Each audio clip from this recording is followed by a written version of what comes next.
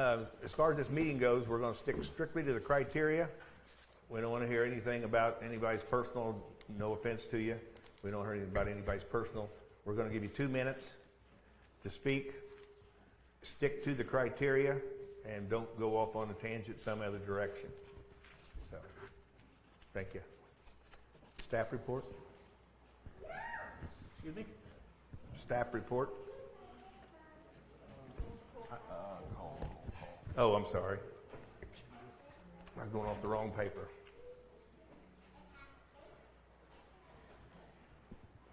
Okay, roll call. Weston Nicholson. Robert Powell here. Gary David here. Scott Gasho here. Doug Heron here. Steve Niblick, staff. David Smith, staff. Okay, any modifications to the agenda? Nothing from staff. There you go. I have none. All right, we'll go to approval of minutes of May 4th, 2022.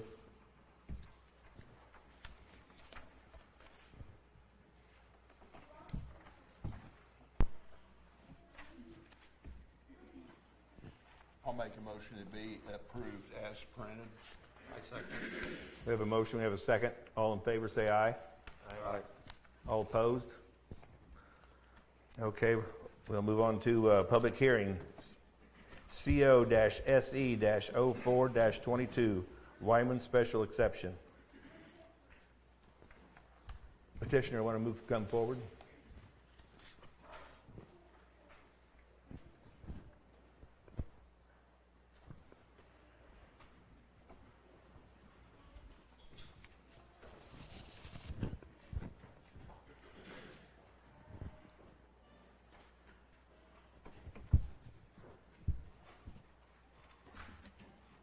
Good evening, members of the BZA.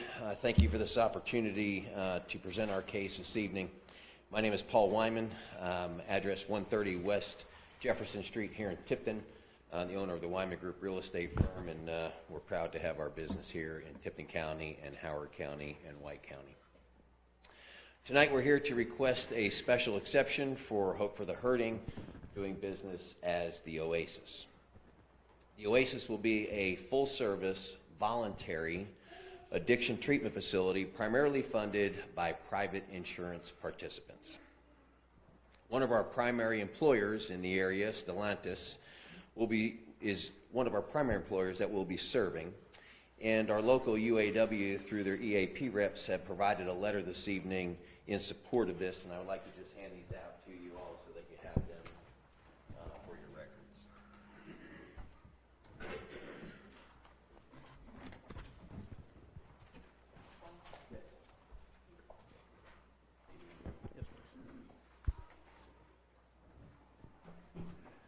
You'll see in their letter that they're supportive of this opportunity because oftentimes at Stellantis, their employees are being sent to Florida, Washington State, and places like that for their treatment for their addictions.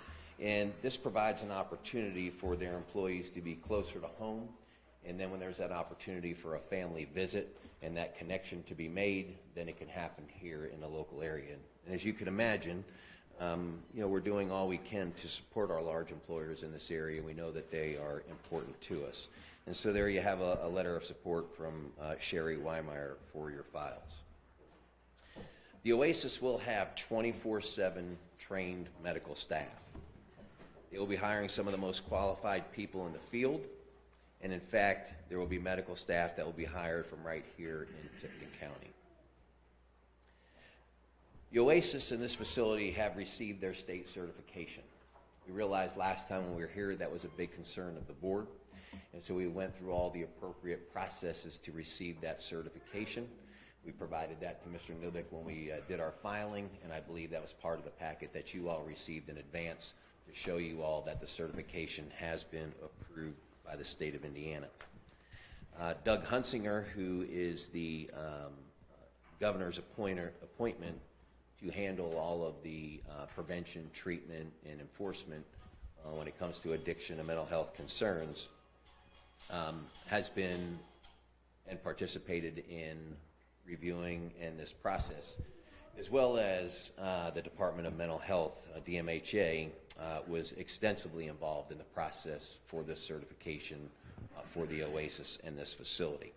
And we are thankful for the work that they did to help us get our certification, and we're very thankful for the partnerships that they have done up here in our region. They have partnered with us on many programs like this when it comes to helping people who are suffering from addiction. So not only we received our stage certification, but it also means, as we work on the special exception with you all this evening, that we are committing to meeting any and all requirements to receive our occupancy permit. So if there is a specific number of parking spaces that would be required by the Plan Commission, we will meet that obligation. If the septic requires to have so many gallons, we will meet those obligations. There will be nothing that we will not do in order to obtain the occupancy permit. So tonight we're here focused on the special exception, but we do want to be very clear that whatever the additional requirements would be, the owners are prepared to make those investments to make sure that we meet all the criteria. So to get to this point tonight, we've done a tremendous amount of work.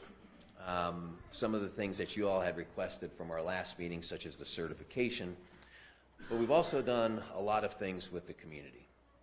Since our last meeting, we actually hosted the petitioner, and the petitioner that was here at the last meeting that filed a petition to not have our case heard that evening. We hosted that petitioner and other remonstrators that came with her for a tour of the facility. We had a great tour. We spent a lot of time together. It was probably up to 90 minutes. We had great question and answer, and we answered a lot of their concerns during that tour. We hosted many other groups and tours over the last year, some as small as one person who would call us and say, I'm curious what you're doing, and we would meet them at the facility and take them on a tour, and oftentimes groups as large as 10 people. We hosted a formal open house, and when I mean by formal open house, we sent personal invites to every residence within a 1-mile radius of this home. Personal invites. We conducted the open house on a Sunday afternoon. We had food and drinks for people who came and took a tour, and we had what we considered a decent turnout that day of people that came out, took a tour, asked a lot of questions, and received a lot of information. At the request of the sheriff, we held a community open forum at a local church. We mailed personal invites to that forum to every residence within a 3-mile radius of this home. We had approximately 100 people that came to the forum that night. It was incredible dialogue, a tremendous amount of question and answer.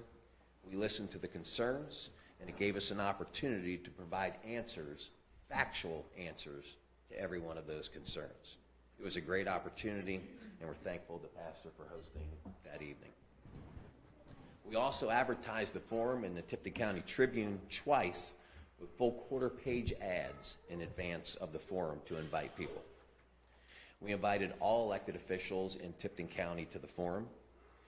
We have also run 2 separate ads in the Tipton County Tribune with an open letter about this project to the community and an opportunity with contact information where anybody could reach out to us to receive additional information. Both of those ads were quarter-page ads as well. We provided tours of facilities that we have in Kokomo to elected officials here in Tipton County so they could see firsthand the very work that we're here discussing tonight. As I mentioned, the Oasis has received their state certification. We've had many individual meetings with the sheriff and other elected officials here in the community. Tonight you are going to hear a letter of support from Commissioner Klein regarding this project. We had meetings with many church members and many neighbors in the area. We also certified mailed all the neighbors regarding this meeting. And truthfully, it's been one of the most extensive outreaches that I've ever participated in when it's come to a special exception or a zoning issue that we have worked on. We have provided every potential mechanism for individuals to receive whatever information that they might want and or questions that they may have.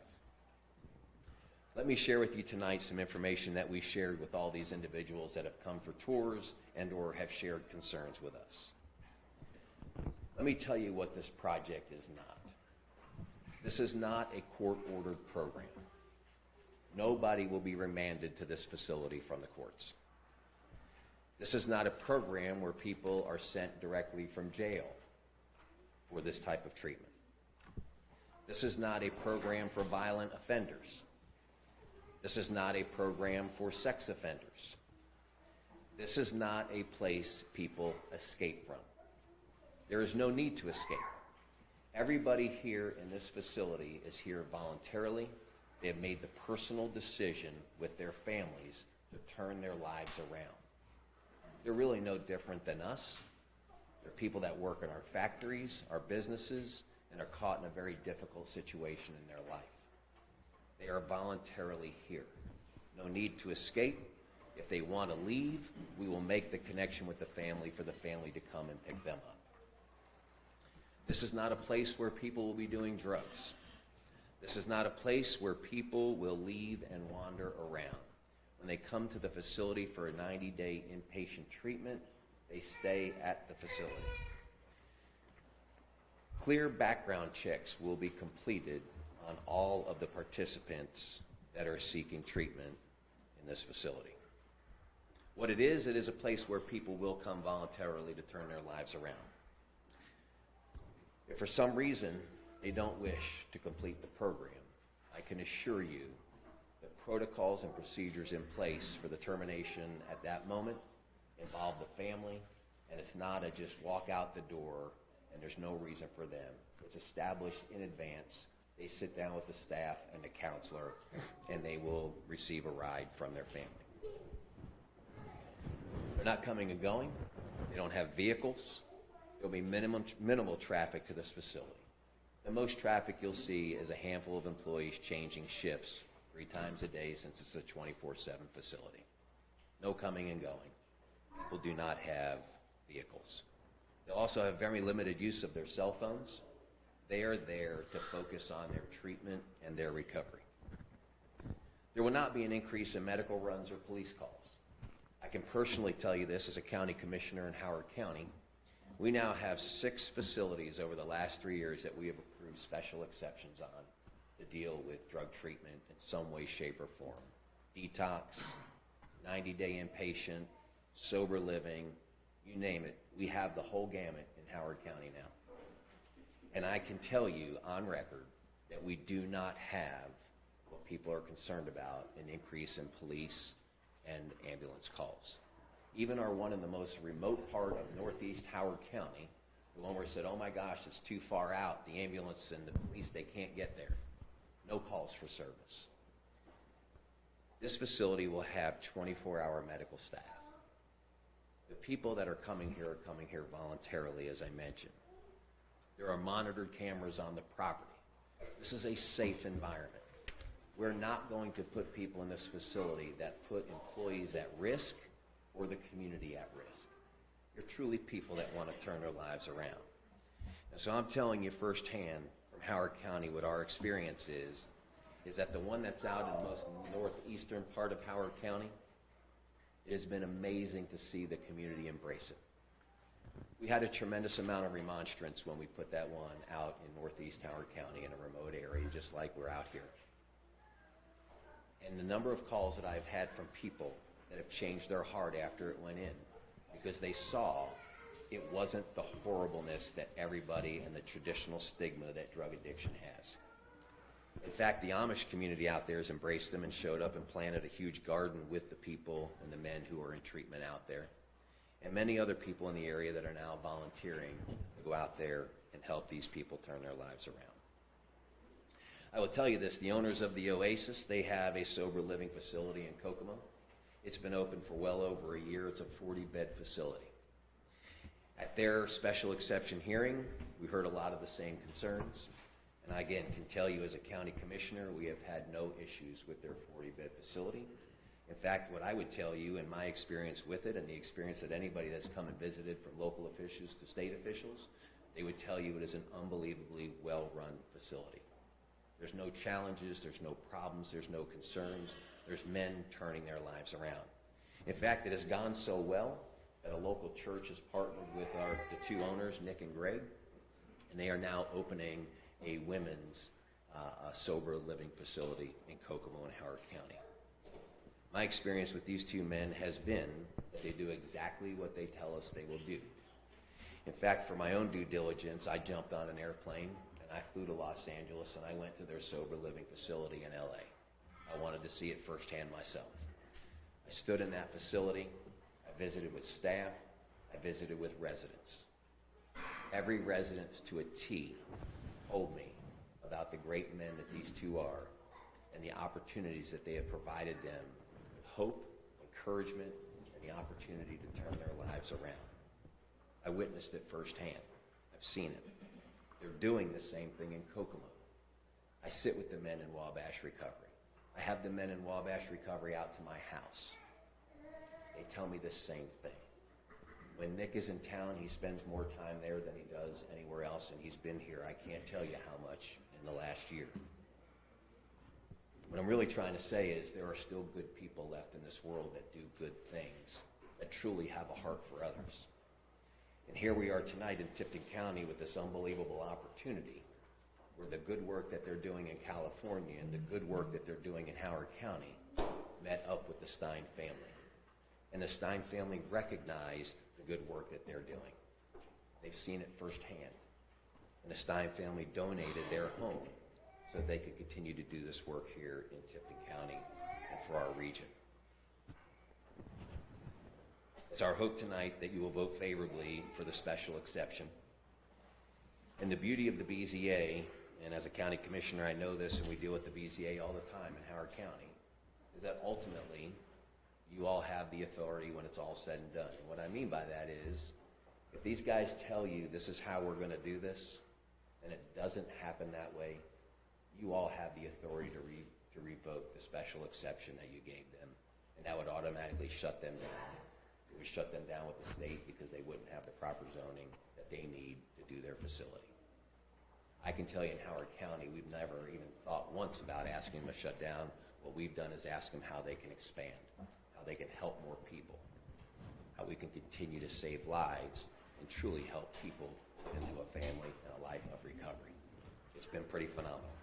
So with that, I think Nick and Greg, as part of our petition, would like to just share a few words with you so you can understand them and know them a little bit better.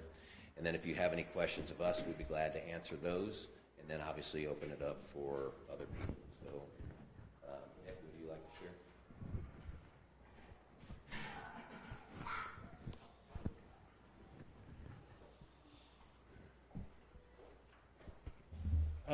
As you had mentioned, my name is Nick Salvato. I'm a member of the organization of Hope for the Hurting, Oasis. I just want to thank you for taking the time to hear us and what we're about. And also thank you, I mean, your community certainly has endeared itself to me every bit, everywhere. You know, interestingly enough, when I drove by and I was on my way to the hearing, I saw the sign that said Tipton County, a friendly city. And I felt every bit of that. Especially as I kind of shared my life. I spent the past 2 years mostly a lot of the heavy lifting of just expressing myself as an open book, expressing who I was, what my intentions were.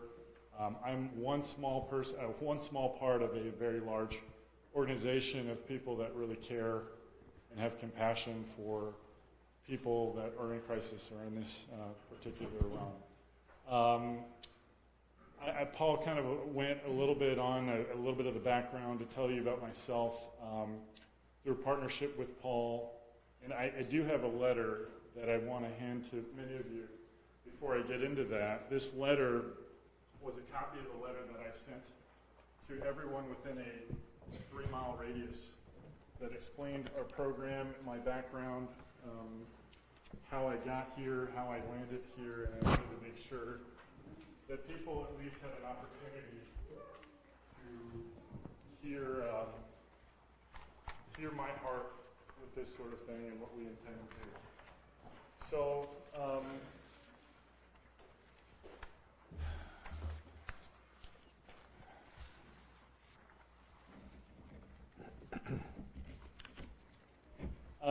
over the course of my career, I developed a real awareness of a problem that was plaguing our country, my hometown in Los Angeles, and your community here as well. To tell you a little bit about my connection with Paul Wyman, we began working on several sober living recovery centers in Howard County, and it was through the development of these programs that I began to be in touch with an incredible amount of pain and suffering that people who had found themselves in the midst of their addiction or this crisis were experiencing. People just like you and me, who were in circumstances that, quite frankly, had caused many members of our society to treat them as second-class citizens.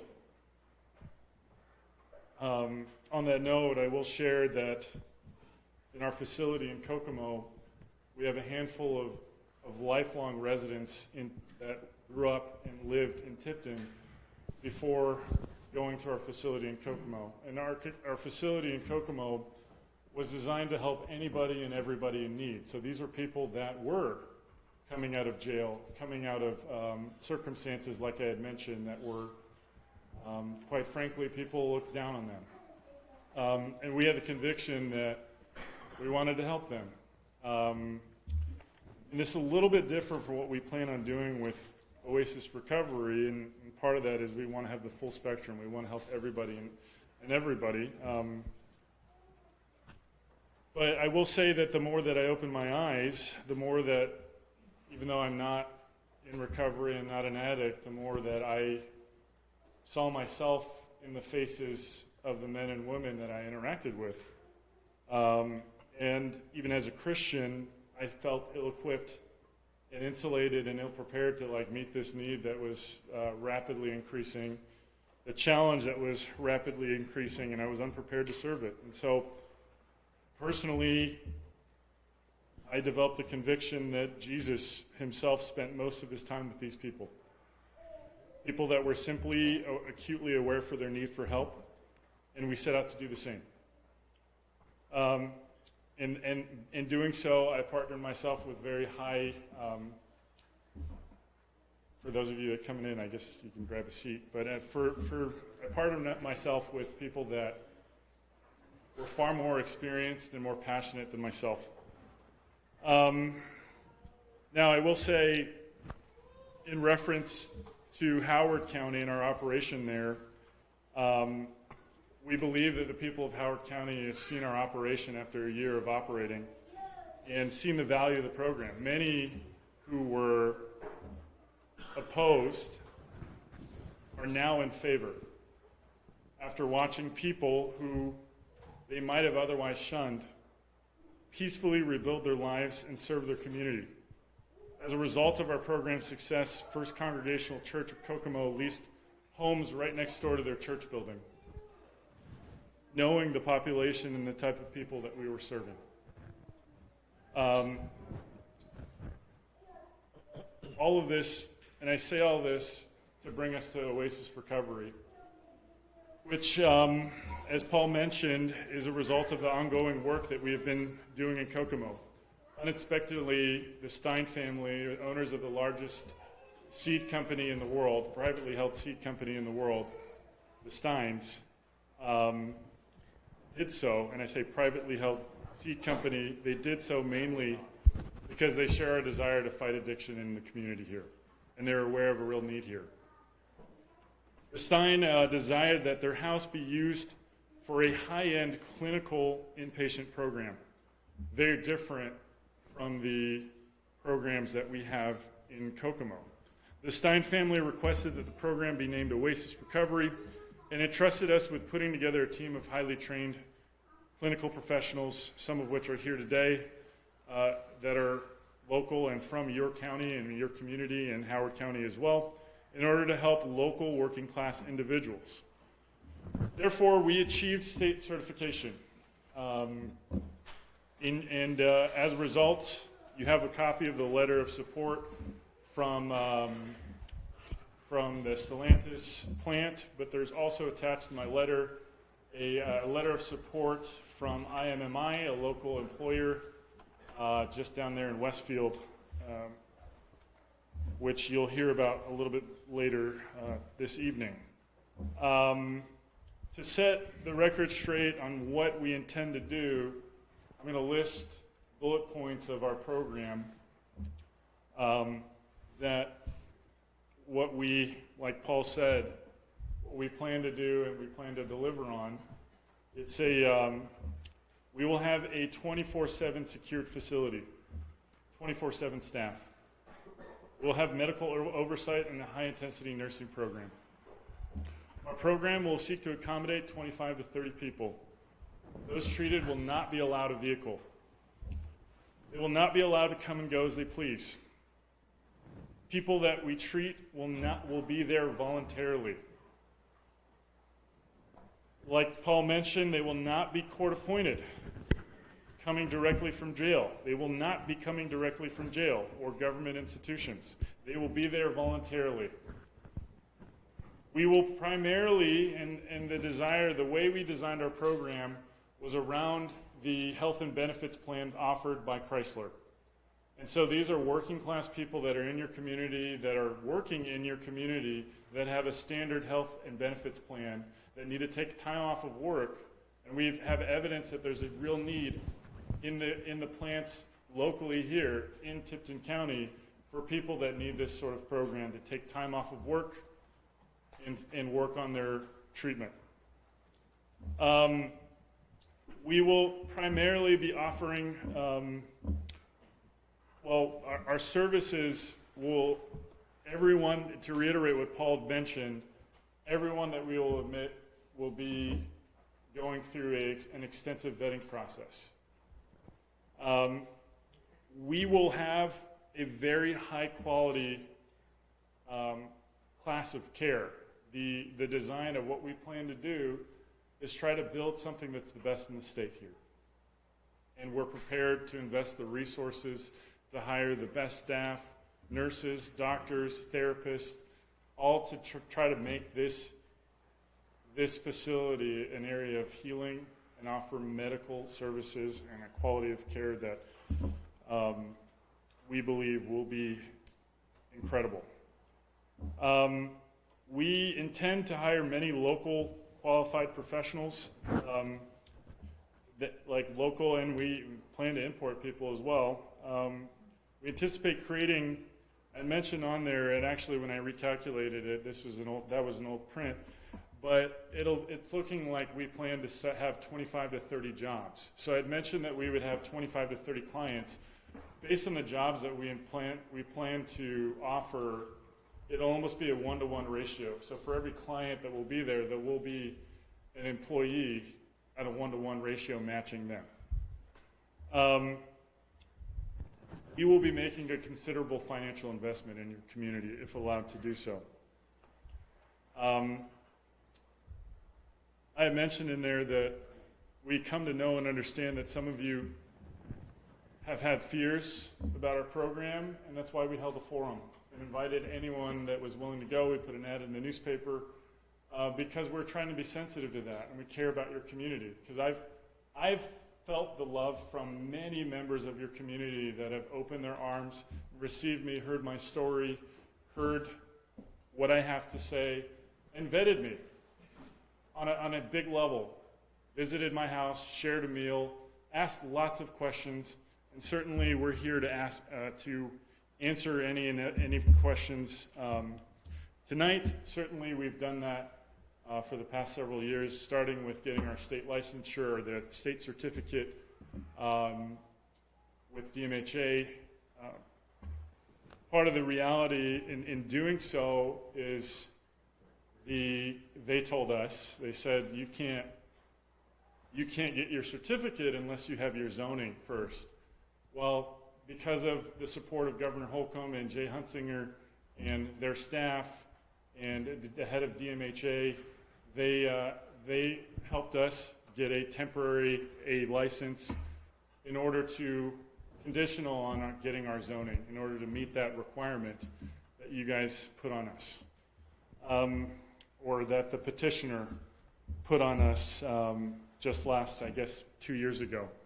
I'll summarize this, is that we believe that our program is not bringing an outside element to your community, but rather we're treating one that's already in existence. We have come to understand that those who struggle with substance abuse and mental health challenges are no different than you and me. They come from all walks of life, and they are right here in Tipton. Thank you.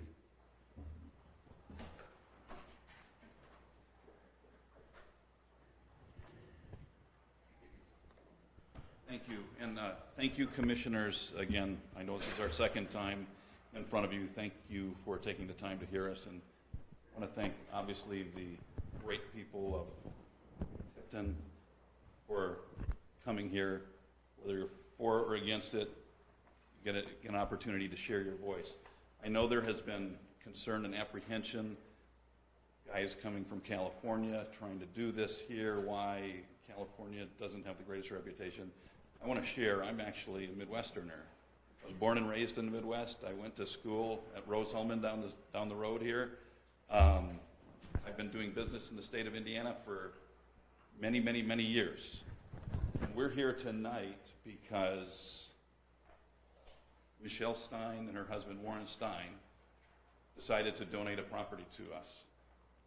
I'd never heard of Tipton, to be honest. Never heard of it before that. We met them, and you do a quick Google search, you'll come to realize the Stein family is not short on financial resources. And they made a decision before they decided to donate their property to us. They made a decision to investigate us thoroughly and to investigate our charity thoroughly. And before they gave away their home, their prized possession, they lived there and their parents lived there. Before they decided to donate it, they did not want to donate it and have their reputation sullied. They donated it with one express purpose. They wanted to give back to Tipton.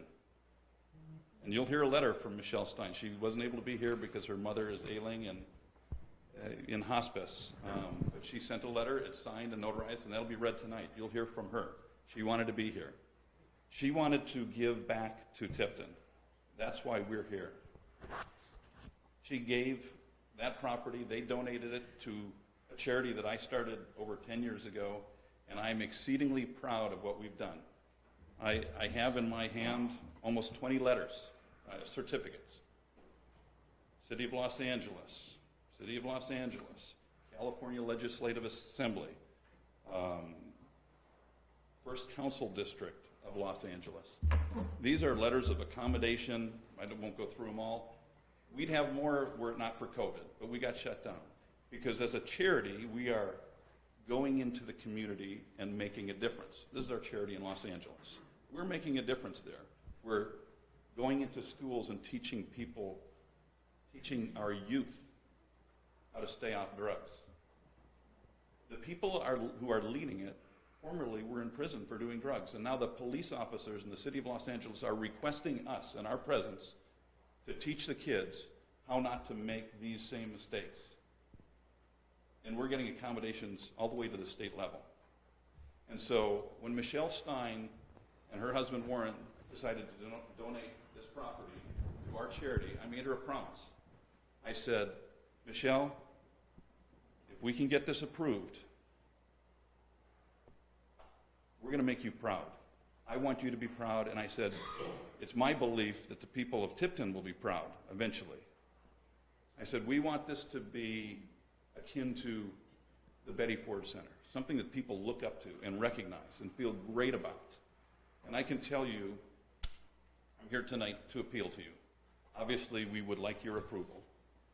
The vote is in your hand. I know there are people who are against it. Between Nick and I, we have spent months out here, months. Mostly Nick. I don't want to take too much credit. I've been out here a number of times, and I've met people in this audience, and I've met a lot of people in the community. And I would say, overwhelmingly, people have been supportive. There have been people who have had concerns and fears. What if they escape? What if they're shooting up in the cornfields?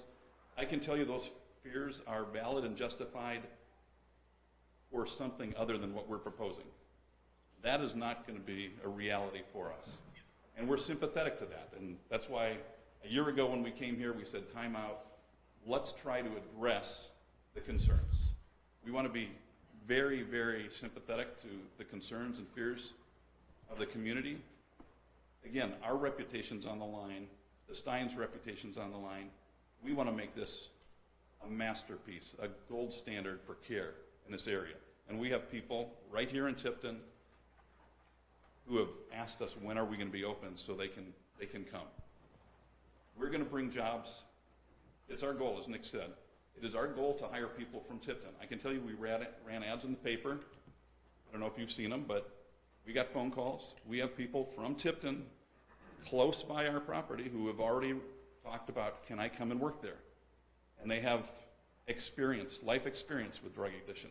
So we are going to provide, I'm going to tell you, we're going to provide hundreds of thousands of dollars, and eventually millions of dollars will flow into this community in terms of goods and services, because we're going to be putting a lot of money in there, and there's going to be a lot of money flowing through that. We're going to employ people here.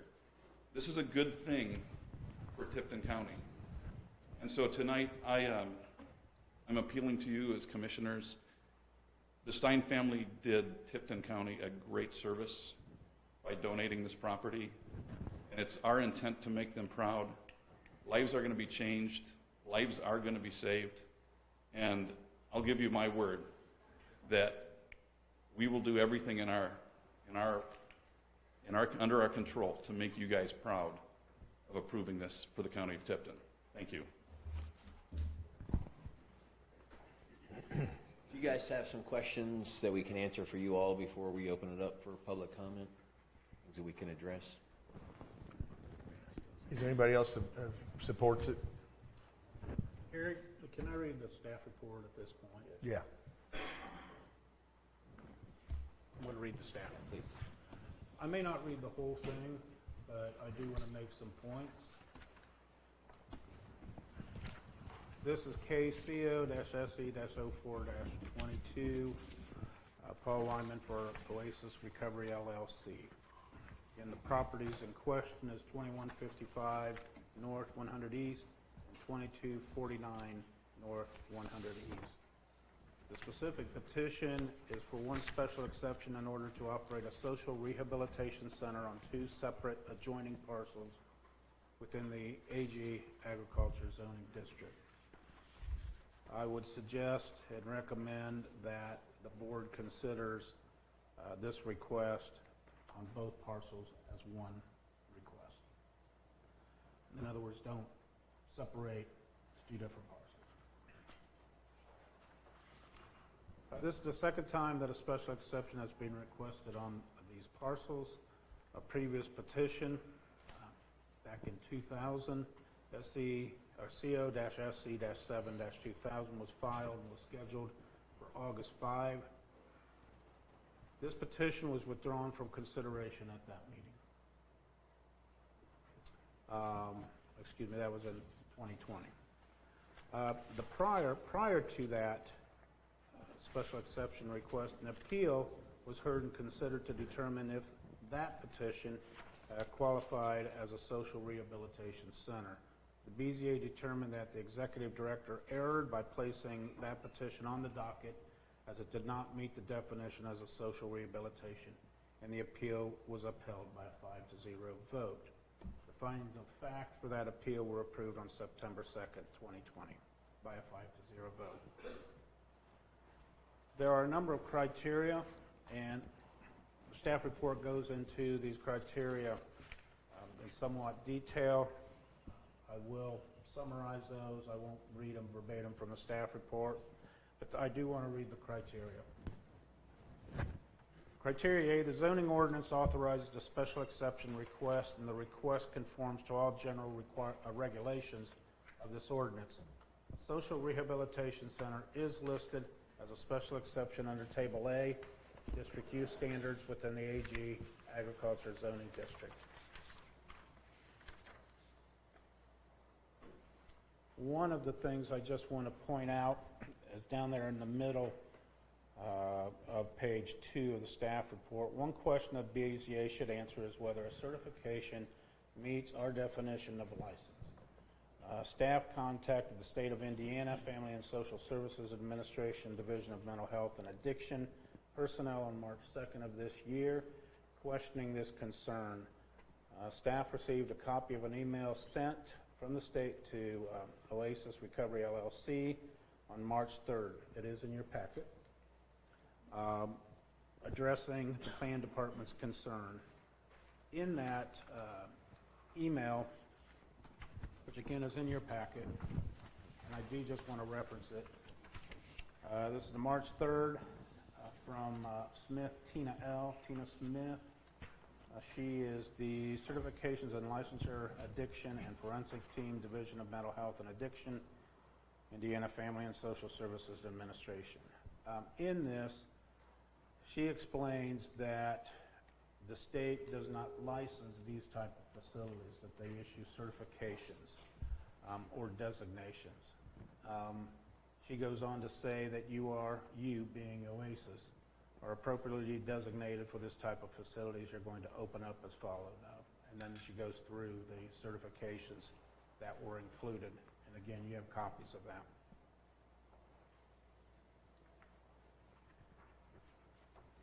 The second criteria is the proposed use shall not involve any element or cause any condition that may be dangerous, injurious, or noxious to any other property or persons, and shall comply with the performance standards herein. Staff has received concerns from adjoining neighbors expressing concerns that the use of the property as a social rehabilitation center may cause conditions that may affect the properties.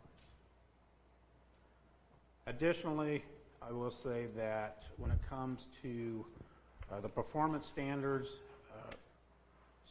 what staff has received, Section 309 and the supplemental environmental regulations of Section 310 of the zoning code have been met. And again, those address fire protections, noise, electrical disturbance, vibrations, odors, air pollution, glare, erosion, water pollution, and design release. That would be a state design release on any building or construction. Section 10 considers existing facilities, public lake or rivers, air pollution control and water pollution control, debris and refuge, fill material, waste materials, and landscaping.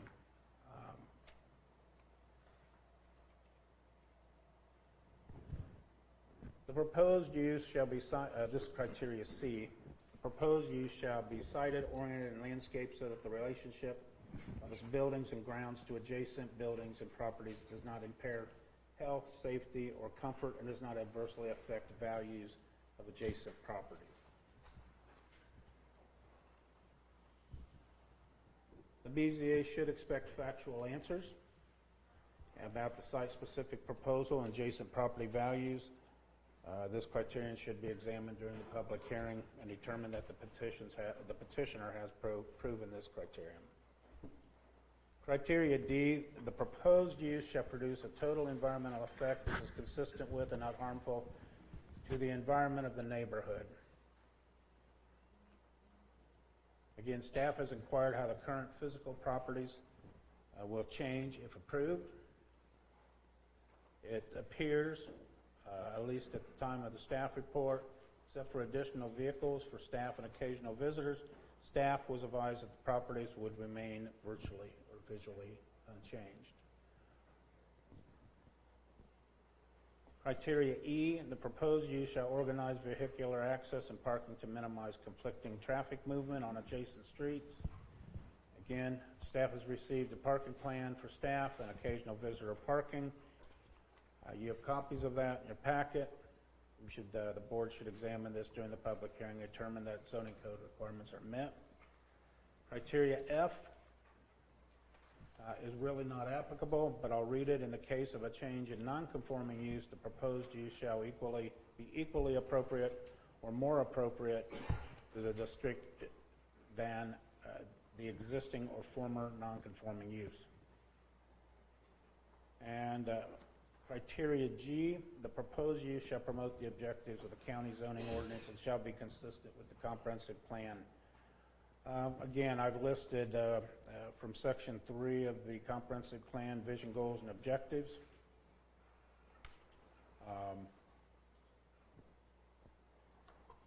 There are goals on maintaining the rural character of the county. There are also specific goals and objectives listed for agriculture and residential areas. However, these goals and objectives do not specifically address converting an existing residential home into a social rehabilitation center.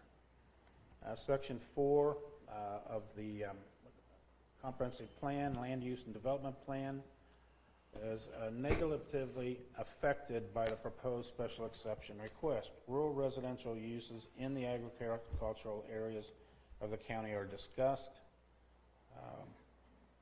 This section of the comprehensive plan states the family-owned and operated farms are the primary use in Tipton County, and small farmsteads and rural residential development is a necessary complement to these agricultural uses. Residential development within the county's agricultural areas should continue to be limited to single-family homes associated with agricultural uses.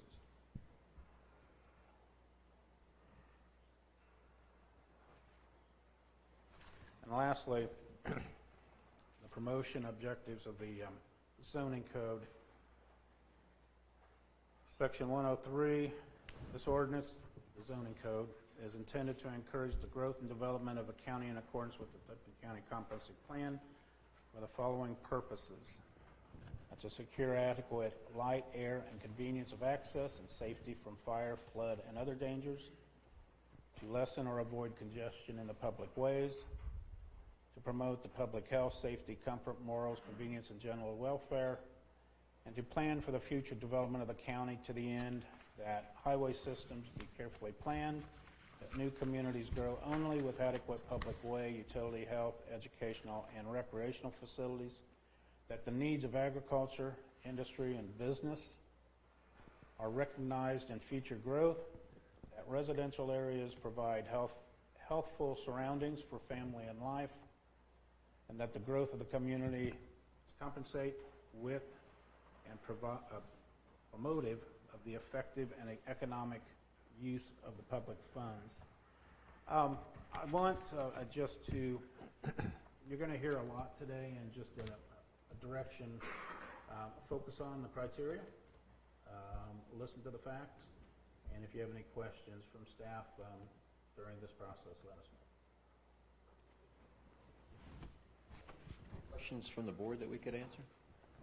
You say it's a 90-day program. Is that overnight, all 90 days? All 90 days in treatment, spending the night every night. Okay. And my next question is how many people? 25 to 30. Okay. How many employees? Approximately 25. I think their goal is to have almost a 1-to-1 ratio. Okay. So you have 3 shifts? 24/7. So that's really a 3-to-1 ratio when people are there. I mean, you got 30 employees, they're there 3 shifts, so it's not a 1-to-1 ratio, it's a 3-to-1 ratio. But it's enough to cover the 24 hours to make sure that there's enough staff to handle all the needs. What do you have for security? So there'll be a monitored camera system in the house, and all the staff will be trained on any security measures that are needed. But again, it's low risk. It's these are voluntary people that are coming there, and they're there with their insurance and don't have a history of violence. They're all background checked. They're not predators. They're not anything like that. They're people like us that work in our factories and our businesses. And so there's not a real high need for a high level of security, but staff will be trained and cameras will be monitored. Is the 25 to 30 people, is that split between the small house and the big house, or? Yeah, if eventually they serve in the small house, yes. But wherever the inpatient is happening, staff will be there 24/7 inside. How quick does it take to get a background check? Well, from my own personal experience, we can get background checks usually back within 24 hours, Okay. sometimes same day. And you say that they're on their, for their own account or whatever, but yet, if they don't go, isn't it because they might lose their job? I mean, is that kind of how it works? Yeah, and let me share with you my experience with folks that get to that point. They're usually pretty close to rock bottom at that moment. They're usually at that point where they realize they're losing their family, they're losing their job, and something needs to change. And sometimes it is the employer that gives them that minute of motivation at rock bottom, and sometimes it's a spouse, and sometimes it's family members. So they make the decision to go.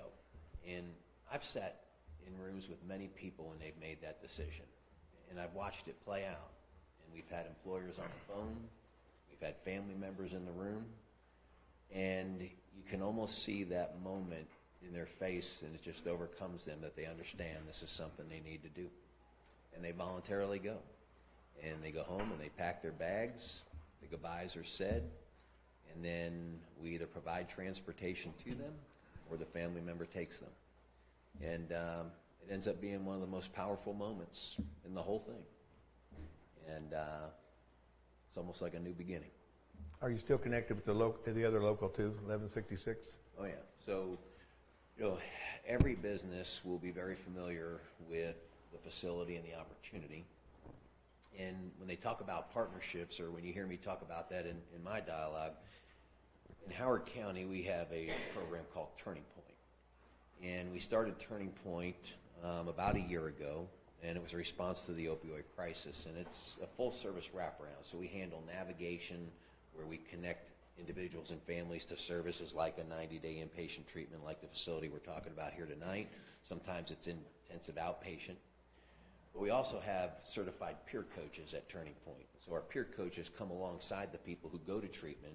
So when they come out of treatment, they already have that relationship with their peer coach who helps keep them in that life of recovery. So the Oasis will become a tremendous partner with us. And we are already a partner at Turning Point with Stellantis and many of the other businesses in our community. In fact, many businesses in our community, they'll go to Wabash Recovery and they'll pick the men up and take them to work and give them these great employment opportunities to help get their life back on track. But inside of Turning Point, that whole relationship and that whole partnership, when they get done with treatment and they come back, they'll have a sober living option. And Chrysler, Stellantis now, really likes that aspect of it. They like the aspect of the full continuum of care. Right now, they send somebody to Washington or Florida, and they come back, and they show back up at work the next day, and there's not that continuum of care. What we're offering here in our region, and why Doug Hunsinger and Jay Chaudhry and the DMHA and the governor and all are supporting everything we're doing, is because they understand how we have formed partnerships and everybody's working together. We have signed MOUs with probation. We have signed MOUs with our problem-solving courts. We recently just had a meeting, thanks to the sheriff, who was kind enough to host at the jail here in Tipton. We had a meeting with the prosecutor, the sheriff, your chief probation officer, jail commander, our staff from Turning Point, and representing all these different partnerships, the recovery or the sober living house. And we had a meeting and shared all of the resources that we're offering and showed exactly how a place like this in Tipton plays a role in that partnership. So as Nick said, we're taking care of people at all spectrums. We literally, at Turning Point, we go into the jails. We come into your jail here in Tipton County. And when people come out of jail, come straight to Turning Point, and we'll connect them to housing, we'll connect them to Wabash. We'll be connecting people to this facility as well, because it's another level of treatment that we don't have. But for the middle class folks, we have to have. And then they'll come back and participate in our programs after the fact, so there'll be the continuum of care. Stellantis will love that they have a sober living option before they actually get integrated back into their original places of residence. So it's all connected. And when I tell you our relationships with the problem-solving courts and probation, anybody that's been in trouble, it's all there. And we have relationships with people that take care of people who aren't in jail, who aren't at that level. It's across the board. And we're ready to partner. And that's why, I look at my business being in Kokomo and Howard County. we've been back and forth and doing business and loving these communities, and when I see these opportunities that are happening right now, it's a natural connection, especially having one of our major employers being the same. What's the qualifications of your medical staff? Yeah, so it'll be full blown. I mean, you know, if it's RN certified, it's RN. If it's LPN, if that's the level we need. If it's medical doctor, it'll be medical doctor.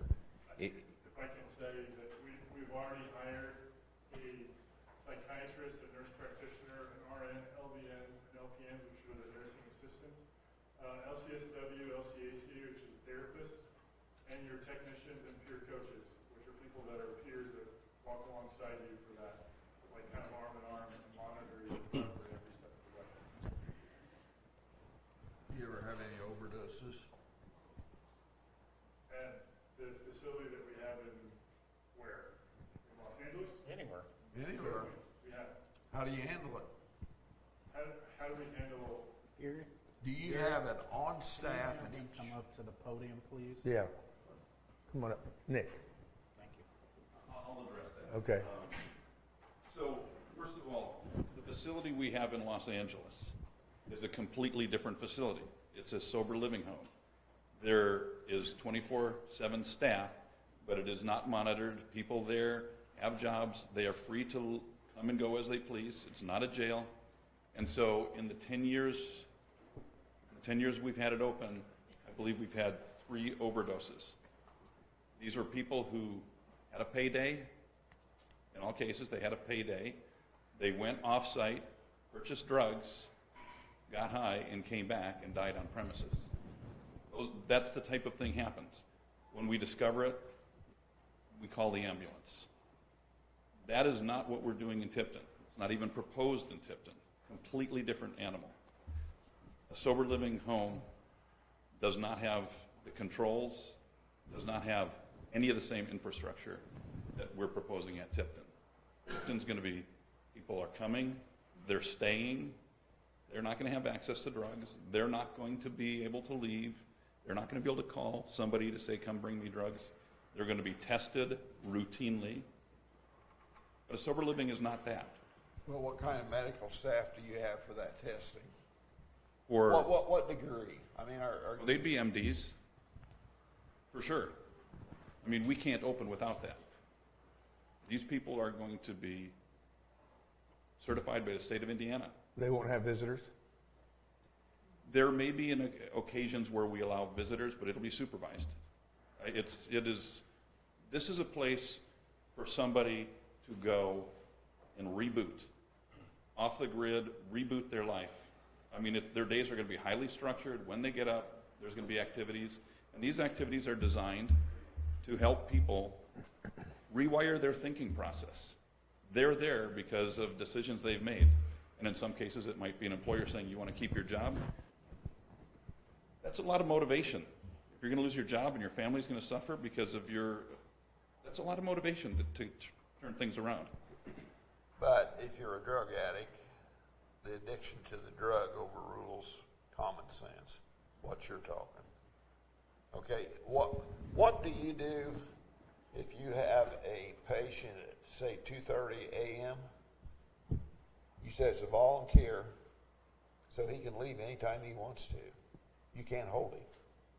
No, he would. Okay, Go ahead. what do you do with him? Do you let him walk out the front door? We'd give them a ride. We'd Where give them a to? ride To their family. to their family, wherever they came from. Yeah. Or their family gets called to come pick them How up. many out-of-state patients do you expect to have in the facility there? We've been assured by Stellantis and others that they have plenty of capacity to provide to us. That's the kind of help that they need right now. They've told us that. They can fill it. What you're saying is for your facility, you're trying to pick the cream of the crop. Not to pick the cream of the crop, what we're saying is that middle-class folks with an insurance benefit will now have an opportunity for inpatient in our community, which is the majority of what we have with our largest employers. So what we're talking about is having all levels of opportunity. We have opportunity in Howard County where people from Tippin County come up to Howard County and utilize our services. There'll be an opportunity here in Tipton County for people in Tipton County, Howard County to utilize this service. So it's natural partnerships. If you look at the whole thing in its entirety, the partnerships are phenomenal, and there's level of care across the board for all different levels. We can take care of somebody coming out of jail in one area in Howard County. We can take care of middle-class people at this facility who are working in the plant right down the road here. There's going to be something that we can make sure we're taking care of individuals and families in our communities. We received a letter last week from somebody in Tipton, wasn't working for Chrysler, said, I could benefit from this. When are you going to be open? I need this. I've tried other things, and I really need this. Somebody from Tipton. So we don't get to choose who comes and when they come, but Chrysler, they're Stellantis now. You do get to choose, though, who you accept as a patient, I assume. Well, we will screen, and there were people who, in our sober livings, we screen. If we don't think they're going to be a good fit, and sober living, again, is a significantly lower level of care and screening, but I don't want people there who are going to endanger or ruin our reputation. And the conversations I've had with people from Tipton who have asked to work there said, trust me, Greg, if I'm working there and something's not going right, we're going to let you know because it's our community. I mean, this is not going to be a bunch of California people running this. It's going to be your neighbors. It's going to be people from here. They've already called us and said, we're interested. We're interested because we want to help the community. We're interested because we think we can make a difference. And we're not going to, if something's amiss, we're not going to let it go unnoticed, which is what I want. As an employer, that's what I want. I want people like that to say, hey, we have a problem here. This is what we need to do to correct it. If they do walk out and they decide tomorrow, oh, I made a mistake, do you take them back and start over again? You know, our policy in the places we run now is compassionate care. We recognize that people are going through tough times. Our goal is to help them. If they leave and say, I was having nightmares last night and I couldn't, we're going to have to vet them, we're going to have to talk to them, we're going to have to screen them, make sure there's no drugs in their system, make sure they, you don't just walk back in. You have to go through a process. We don't want somebody going out and doing something and bringing something back in. Whatever they bring in gets screened, checked. I mean, we've heard that, people are worried that people here are going to be using drugs. I can tell you, in Tipton County tonight, there are people using drugs. There are people getting drunk tonight and driving, by the way. Your sheriff, 3 weeks ago, said there is a great need for this here. I can tell you, if you want to go to a place where there's no drugs, it's going to be this house, okay? That's where it's not going to be. It might be 2 blocks this way or a mile this way, but it's not going to be here. So, go ahead, Scott. Yes, my next question is, I'm back to the amount of people. Your certificate only says for 5 beds, and you're telling me 25. That's in order to get the certificate. So for us to get more than that, we need to upgrade the fire sprinkler system. In fact, we have to put in a fire sprinkler system we don't have. We have to upgrade the septic system. So the only thing we could get a certificate for was what is currently, the septic system can only handle 5 people. So we applied for that. Again, a year ago when we were here, we were told we shouldn't be speaking unless we were certified first. So we said, time out, we'll go get a certification. We can't get a certification for 25 people until we have a septic tank and everything else, which is going to be hundreds of thousands of dollars of expenditure, which we need your approval before we spend that money. And all that's been committed to and there will be no certificate of occupancy until those things are done. And so your approval tonight is for the special exception for the zoning. The certificate of occupants and the work that these guys have to do to get that, and then to get the certification 25 or 30, their work really begins after tonight if you give the approval. Because now they have to go and do those things and literally invest the hundreds of thousands of dollars to make that happen. What's it cost for like 90 days? What's the cost of that? It's going to be highly dependent on insurance, and one of the things, and we published this, is it is our intent to take a portion we're able to be profitable, and we do hope to be profitable, so we can expand this, to take a portion of those profits for people who are in the local area, who have need and don't have financial resources. They may not have insurance. We very intentionally are planning to take part of our profits and use that for people, so it may be zero. And if Stellantis has a policy, it'll be whatever they pay for it. And every insurance company has a different rate. But Yeah. that's the intent, is to, Well, Paul had already said, though, that Stellantis had enough to fill it, so you won't have to worry about giving any of the money away. I can tell you, we met other with the people. people from Stellantis, and they said, we could fill it, but we don't want to. We don't want a house full of Chrysler people, because they'll want a mix in there. they want other people in there. Yeah. They told us that very specifically. We wouldn't fill it, although we could. We want to see people from other places. I think it's healthier. You get a lot of disgruntled employees from the same employer, and they're 90 days together, they come out, it may not be a good result. Yeah. So they told us that. But the need is there. That's the important thing. The need is there. We won't be able to meet the need.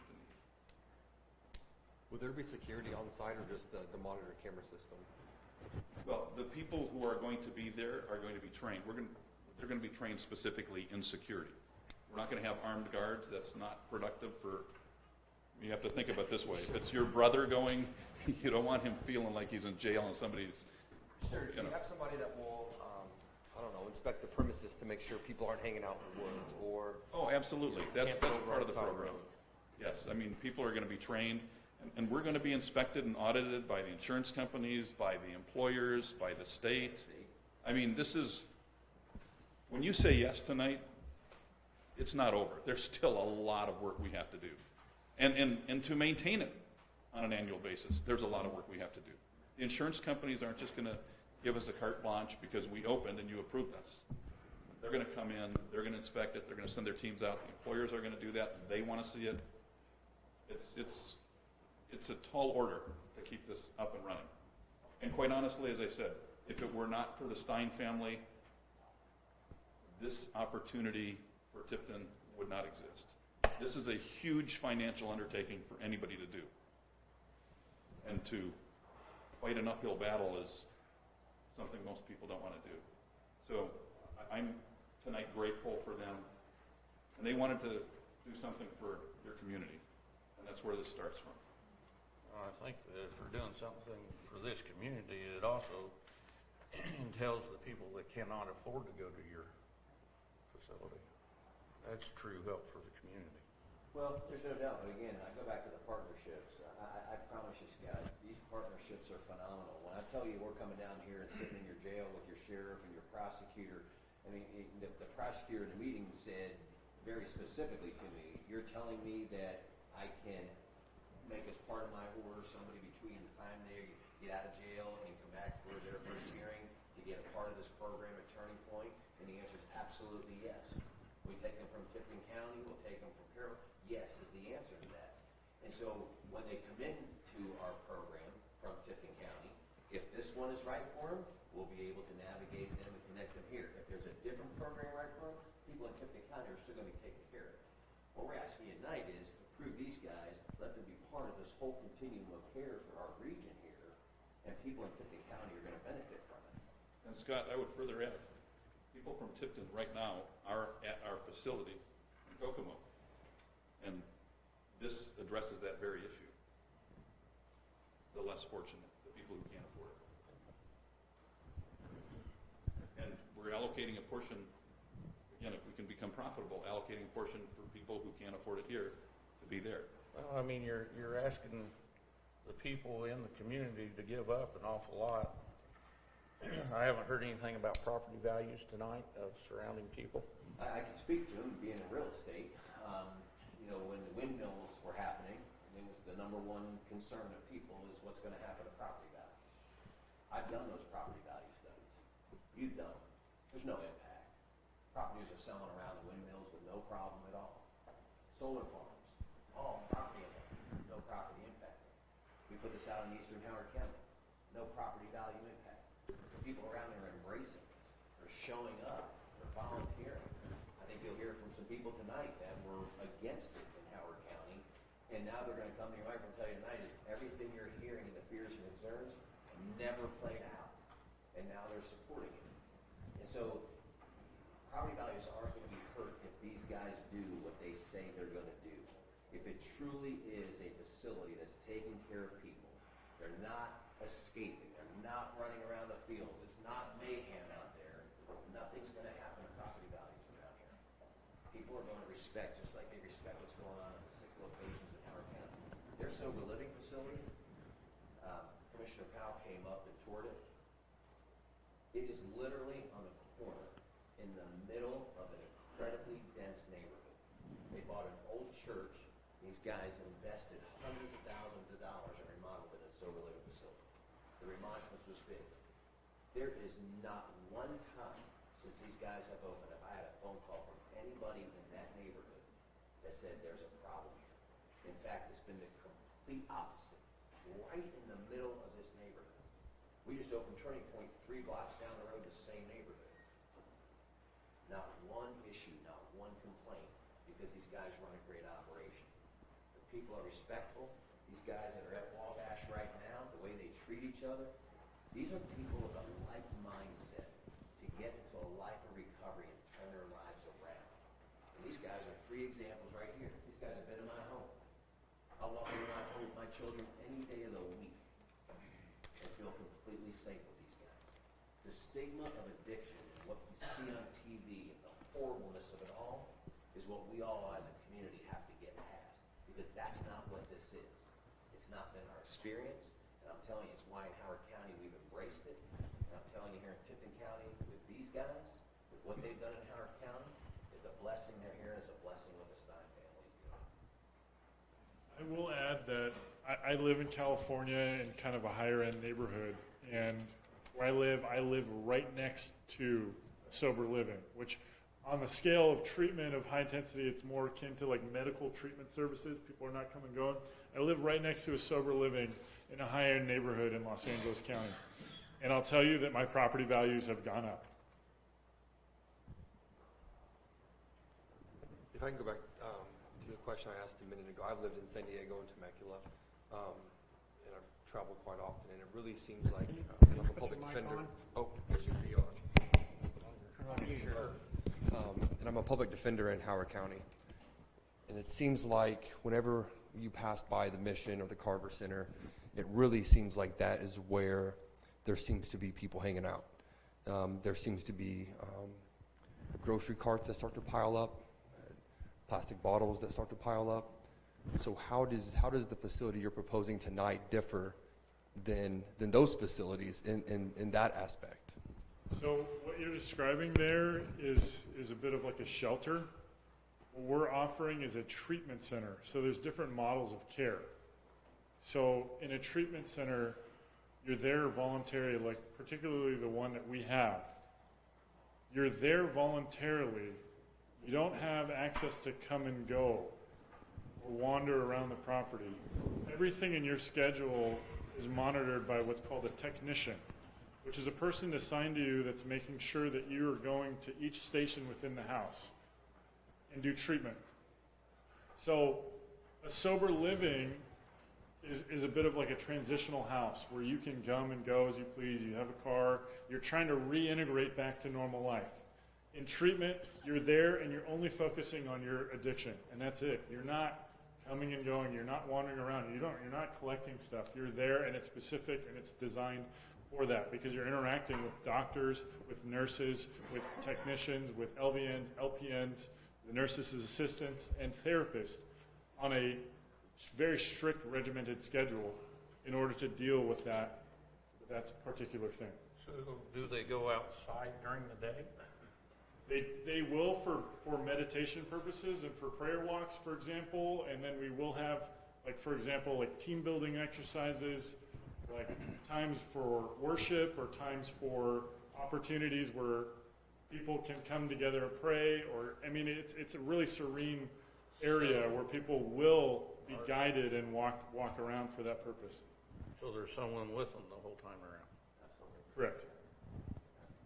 But again, keep in mind, these are people that have been vetted to be there. They're not criminals. They don't have backgrounds. They understand that, sir. What I'm trying to get at is if you're threatened to lose your job, if you don't go and through the program, I could see someone saying that, well, I'll go, and then you tell your family member, hey, put something out here every other night or something, and they walk out and get it. That's my point. They're chaperoned 24/7. And they will be caught. They will be drug tested and they will be caught. All right. The Steins put a state-of-the-art security system and a camera system that's going to be monitored, and we're going to have someone on that for that purposes of just monitoring people. But it's really not that type of facility. Yeah, if somebody does that, they will be quickly caught. Everybody there is going to be able to recognize something's wrong with you or this person, whatever. I mean, that might go on for 30 minutes. They'll be caught, they'll be drug tested, and phone calls will be made, and they will lose their job. And they're there because they don't want to lose their job. So it's not a place to get away and hide and try to beat the system. You're not going to beat the system. You just know how human nature is. I get it. But human nature is let me toe the line for 90 days. If I want to do it, I'll wait till I get out. I don't want to lose my job. I mean, they've got a family. They'll have a family. They'll have a career. I mean, They knew they had a family before they got addicted. yeah. But keep in mind, again, the stigma of addiction, people get addicted having surgery and being issued painkillers, and they It get doesn't matter how you get addicted. It doesn't matter how you're addicted. Once you're addicted, it doesn't matter. I understand that, but what we're trying to do is help these people that got in these difficult I situations. totally understand what you're saying. That's right. I worked at Chrysler for 19 years, and I've seen several people get shipped off. Not on their own free will. They didn't want to go at all. It was all about their job. They didn't want to lose their job. And when they come back, they went right back to what they were doing. But typically, I worked at General Motors for a number of years, so I'm very familiar with it. But they towed the line for 90 days because they don't want to lose their job. So the concern. But here's where I'm sorry. Yeah, you're good. I'm done. Here's where I'm at with it. These people, you're expecting this facility, and these people are going to come and try and change your life in 90 days. But you're asking the whole neighborhood to change their life for all time, as long as it's there. We're really not, and I'm just telling you from firsthand experience. People in Northeast Howard County aren't changing their lives. If anything, they change their lives to help people now. They're coming and helping. I can tell you firsthand, there's people here tonight that will speak to that. It's been the Amish community who was at the hearing, and one of the Amish members came up and actually remonstrated against it. The Amish community has now embraced it because they've seen how it is, and they went out there and planted this humongous garden with them and come back every week now and minister to these people. It is amazing to see that type of transition. We're not asking anybody to change their lives. What these guys are going to run is going to be high quality. There's not going to be the issues and the stigma that you see on TV. When you speak, please speak closer to the microphone, please. Thank you. Are any records kept as far as, somebody successfully completes the program, 90 days, you do maybe a 1-year follow-up, 5-year follow-up, 10-year follow-up to kind of see the progress? That's the plan, yes. Is that being done currently with any of your facilities? With the sober living, you don't do that. Yeah, I mean, we monitor, but in particular with the sober living, they've already completed typically their treatment. Kind of come here closer, sorry, it's just a little awkward that I'm standing like that. But with a sober living, it's not treatment. So they're just maintaining their sobriety, and we're monitoring that and checking in with them. But after they leave our facility, they go back into normal life. They're getting a job while they live at a sober living, for example, and coming and going. Sure, I think, my question is more towards the future success of the program, to see the people that come through here. There's a 75% success rate after a year, 60% after 5 years, et cetera. So we've already reached out to Indiana University, and we've had a research official that is applying for grants in order to do studies on our program once we launch in Tipton. I've got one question. There's a lot of semantics with your business that's been discussed, and I mean, this will sound cold-hearted. I know there's a need for it, but I don't really care if you're profitable or not, and hopefully you're successful, but there again, that's not our issue tonight. Our issue tonight is simply, one of the issues is the proposed use shall not involve any element or cause any condition that may be dangerous, injurious, or noxious. And to get to that, one of your requirements on one of the certificates or one of the letters was, let me find it here. The term was critical incidents are to be reported. Granted, yours hasn't been in business long enough to have any. Statewide, statistically, what percentage of them are there? Because sooner or later, something's going to happen. Not at your facility, but just in general, the state's requiring it to be reported. I'm assuming you have the stats on how many times has that happened? Well, obviously, these guys don't have a record of that specific stat because this is their first time opening this type of a facility. But the state's requirement of a critical incident is across the entire state so that they can track those. And then what they use that information for is making sure that the standards that the state has in place address any issues like that. So that's why they're requesting that. I can't tell you how many incidents a place in Terre Haute would have or a place in another community would have. Before I spent hundreds of thousands of dollars upgrading, I'd sure want to know that. So I'm just asking if you guys know I that. think our hope and if we can help, gosh, even 10% and help people, just that, I think it's a victory. That's great. That's semantics still. I'm looking at the law. As All I far care as about is the law national, as far tonight. as state data, we don't have that. Okay, so we don't But our know intention how is often that- it does go bad. Well, so a critical incident could mean somebody has a heart attack on premises because they are older and not in good condition. That's an incident. So would we expect that might happen? It very well may happen. But you can't tell us then how many nationwide or even statewide with this type of facility, not a sober living, this type of facility, what kind of stats? You don't have that information. No, the research, that's- I don't have a specific number that I can tell you what's been in Indiana. I have looked at other facilities, and by and large, they don't report them. If you walk in and say how many critical incidences, Even though the state requires it, it's not reported? I'm just saying, if I were to ask Betty Ford Center, how many, they wouldn't share that with me. And I did attempt to find that out. I looked for escapees, all of those things. They assured me that wasn't the case, that those things weren't happening. Because it's just not that type of facility. But could somebody die there? I would expect over time somebody would. That's not what I'm worried about. I get that. And we aren't either. But Hopefully it doesn't happen, but that's not the issue Right. tonight. we don't expect that there will be any incidences of people overdosing on our premises. We don't expect that'll happen at all. And I think that's maybe more. Well, you mentioned overdose. I'm not really concerned about the overdose either. They are there voluntarily, and you say you have staff there 24/7, and you said they're trained. Mhm. But what I'm picturing is a 6'5", 300-pound guy who wants to get his life straight.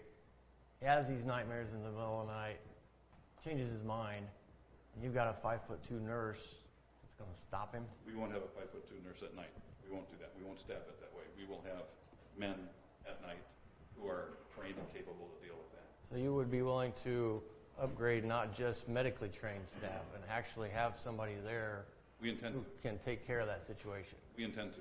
Because all I heard earlier was medically, and then I heard you say trained. Yes, no, but in talking with other facilities that do this at night, when you're going to be monitored, you'll see if something happens, you'll know, but we're not going to staff it with women at night. That would be unwise. So you've talked to the facilities about that, but Oh, yes. but you haven't talked to them about the statistics about how often there are incidents? That doesn't match up to me. I mean, just clarifying.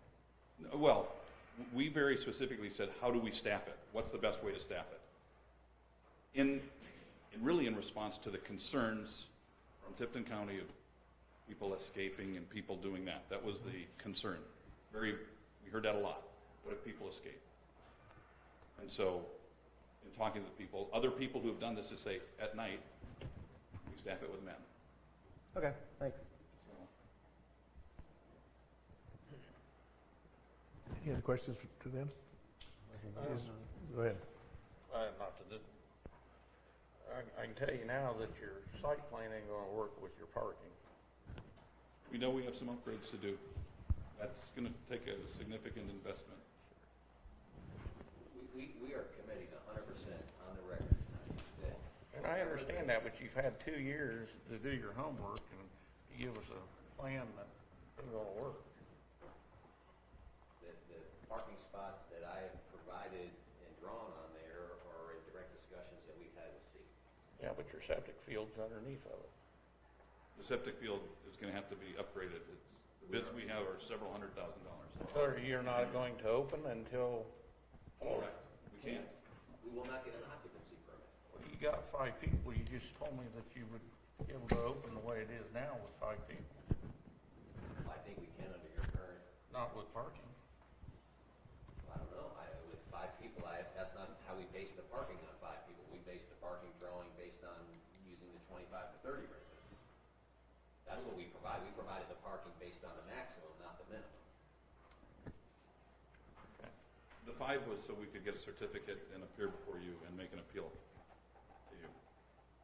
But just, again, want to be on record, whatever the requirement is, it will be met because we can't get an occupancy permit without it. So The state will not certify. State won't, and Steve won't. He can't. I mean, he's going to say, this is the code, this is the ordinance, this is what you got to meet, and we will meet that. Any other questions to them? Is there anybody else that, is for it? Open it up for the public now? Yeah, the public, anybody in the public want to speak? For it? Okay.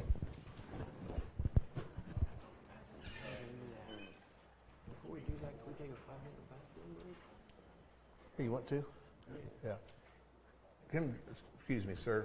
Yes. Anybody want to take like a 5-minute bathroom break? All right, let's do that. To the board, Pardon? do not talk. I'd like coffee. Do not talk among yourselves. I don't want to talk to either one of you two anyway.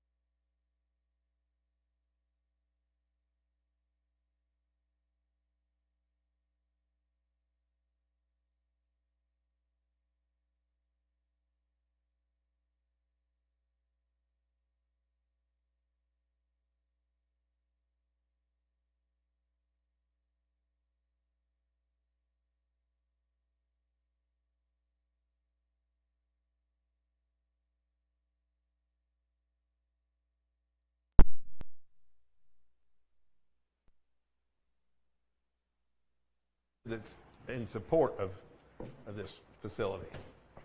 Go ahead, state your name and your address. All right, my name is Josh Roslow. I live at 3470 West, 100 North here in Tipton. Just briefly, I know it's already 8:45. I'm not going to stand up here long. I spent a decade and a half as a probation officer in Kokomo working very closely with all of these individuals that are here. They run top-notch facilities, and they are trustworthy people. Furthermore, in regards to some of the objections, these clients that will be housed in this treatment center are there voluntarily. They want to stay in their community. Nobody wants to be shipped out to Washington State for rehab, for treatment. Stay in the facility in Tipton where their family is located. Lastly, one thing that was mentioned that I want to remind you guys of is if there are requirements not met, you can re-vote on it and take that special exemption away. So with that being said, I just want to voice my support to change and make the appropriate requirements. Thank you.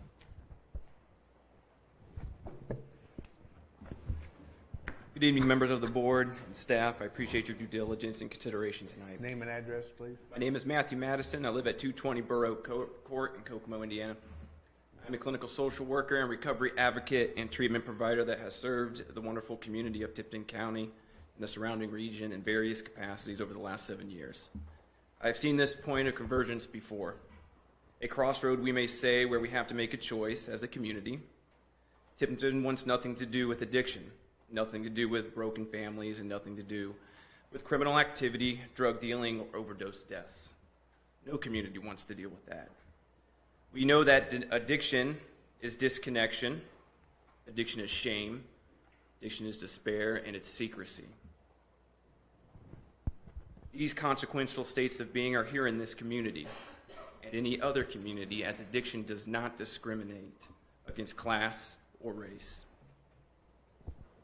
We have to decide if we simply say no to addiction and leave our first responders and law enforcement to deal with the distress without a plan to change it. Or we could embrace recovery, which is connection, it's dignity, it's hope, and integrity. These characteristics foster resiliency and keep communities strong. I ask you to say yes to recovery and no to addiction, welcoming a community-minded, locally staffed, and high-quality treatment center here in Tipton County for Tipton County, the families that call this place home, and for the first responders and law enforcement that serve and protect it. Every family deserves a chance to stop the cycle, change the narrative, and break the chains of addiction. I have no doubt that this treatment center will say no to addiction and yes to recovery right here in this community. Thank you. Hello, good evening. My name is Shelley Wyman, 130 West Jefferson here in Tipton. I am reading a letter on behalf of Michelle Stein, and I have copies for you gentlemen.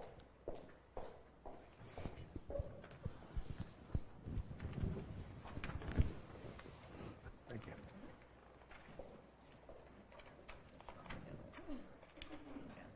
you.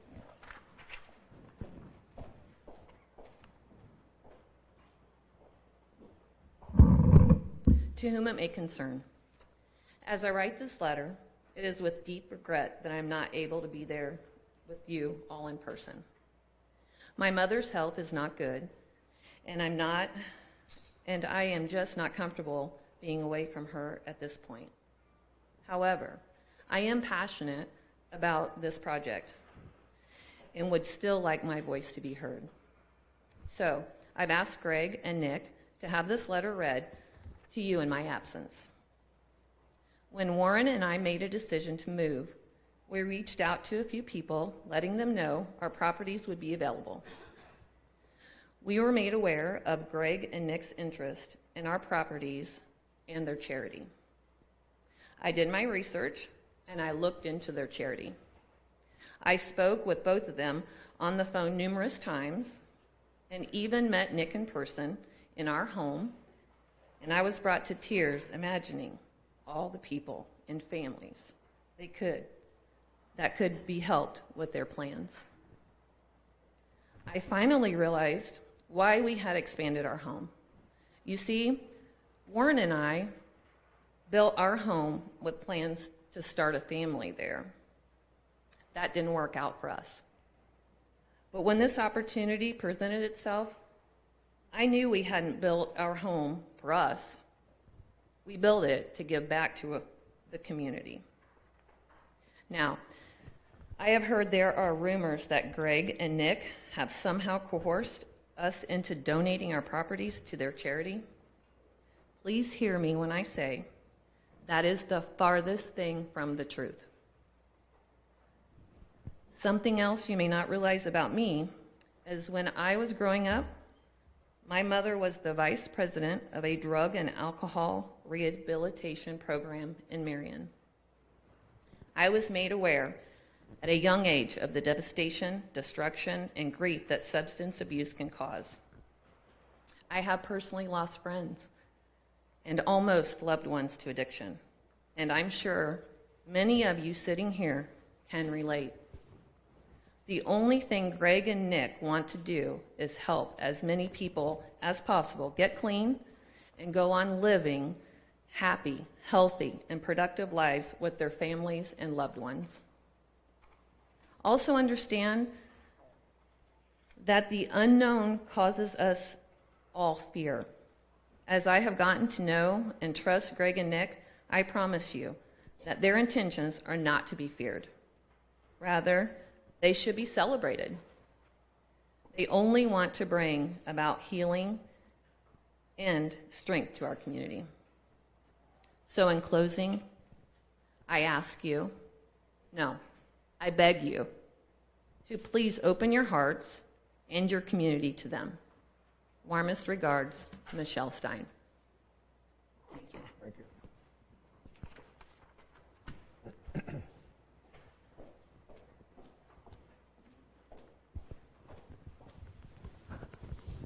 Try to hold it to as close as 2 minutes as you possibly can. Yep. I understand. I'm Susan Cohen. I live at 3860 North, 800 East in Kokomo.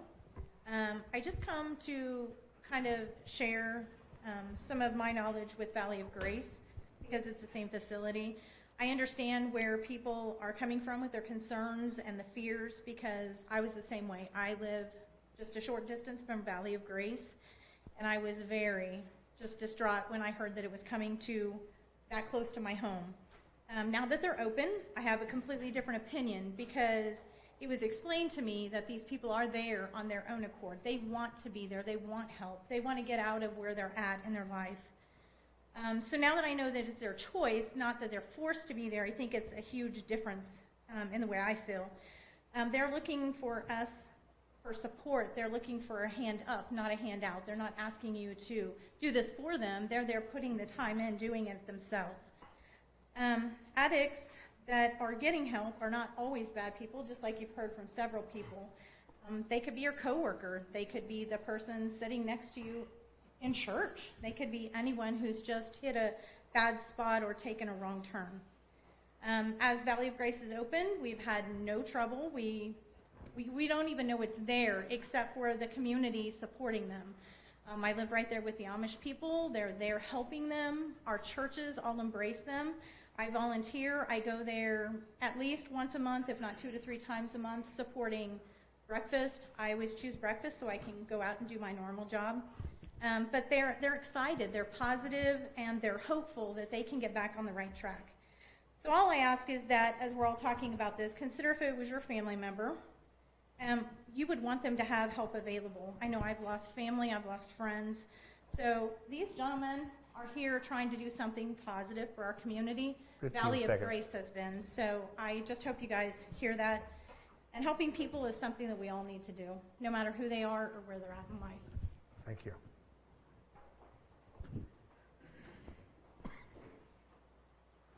My name is William Salisbury. I live at 1565 West 600 North Sharpsville. I also pastor Heartland Ministries.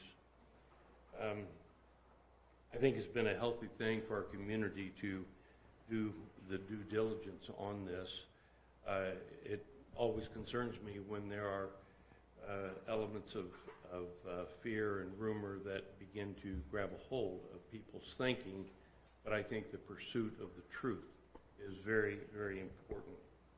My pursuit, my evaluation is that I want to throw my hat in the ring of supporting an effort to bring healing to people's lives. I've been proud to raise 4 children, and we lived in the Sharpsville community. Our kids went to Tri-Central. I can even say I love Tipton High School. I love the community. I was a 10-year 4-H club member. I say all that because this is a wonderful community. I'm thankful that I could raise my family here. And I believe that to ignore a drug problem, we can live in the what ifs, but to ignore a problem creates other problems. And I would ask the board here to consider the fact that a decision against this can endanger our community. You mentioned about to have the facility, it can endanger our facility or our community, but to vote against that can endanger our community if people's needs and problems are not addressed. So I would ask that you definitely consider passing this so that we can meet the needs of an element in our community. I've had too many funerals. Thank you. Too many funerals of people that have died from drug overdose from Tipton County.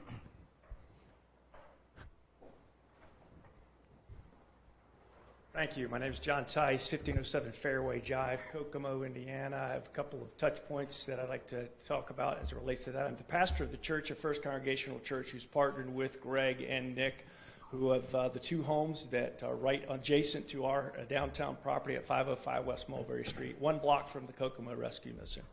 So been there for 14 years as the pastor. I also am the vice president of human resources for Emmy down here. We have 9 locations around the world and 2,200 employees, 425 right here, 6 of who are from the Wabash Recovery Center. In fact, Travis was worked with us through a period of time in terms of his recovery, and then was able to get a job that better suited him and where he was at in terms of his schedule. I say all that to say that I think these men, in terms of their character and their conduct, is one that they are going to follow through with what they say they're going to do. We signed a 10-year lease with them on these 2 homes. We're renting them to them for $10 a year. We don't want to be landlords as a church, but we want to help recovery in our community. And this is where one house has already poured a lot of money into it that we already had, and as a church, but then they're taking it to the next level. And we have a second house that's 5,000 square feet that we're going to do that with. I would just say that I would challenge you guys in terms of some of the concerns that you have. I certainly understand that. I've participated in helping Valley of Grace as well, and I've been involved with recovery for 30 years, both at the Howard County Jail as a chaplain, teaching the drug and alcohol, as well as also just supporting the recovery movement in Kokomo. I think it's a great thing for businesses. We need workers, and we are partnering with these organizations, and they will follow through with what they say they will do. Thank you. Good evening. My name is Kip Janes, 15 East, 400 North. I'm still getting used to the addresses here. My wife and I have lived at that address for 3 years. We'll be one of the neighbors of the facility, and I'm here to speak in support of the facility.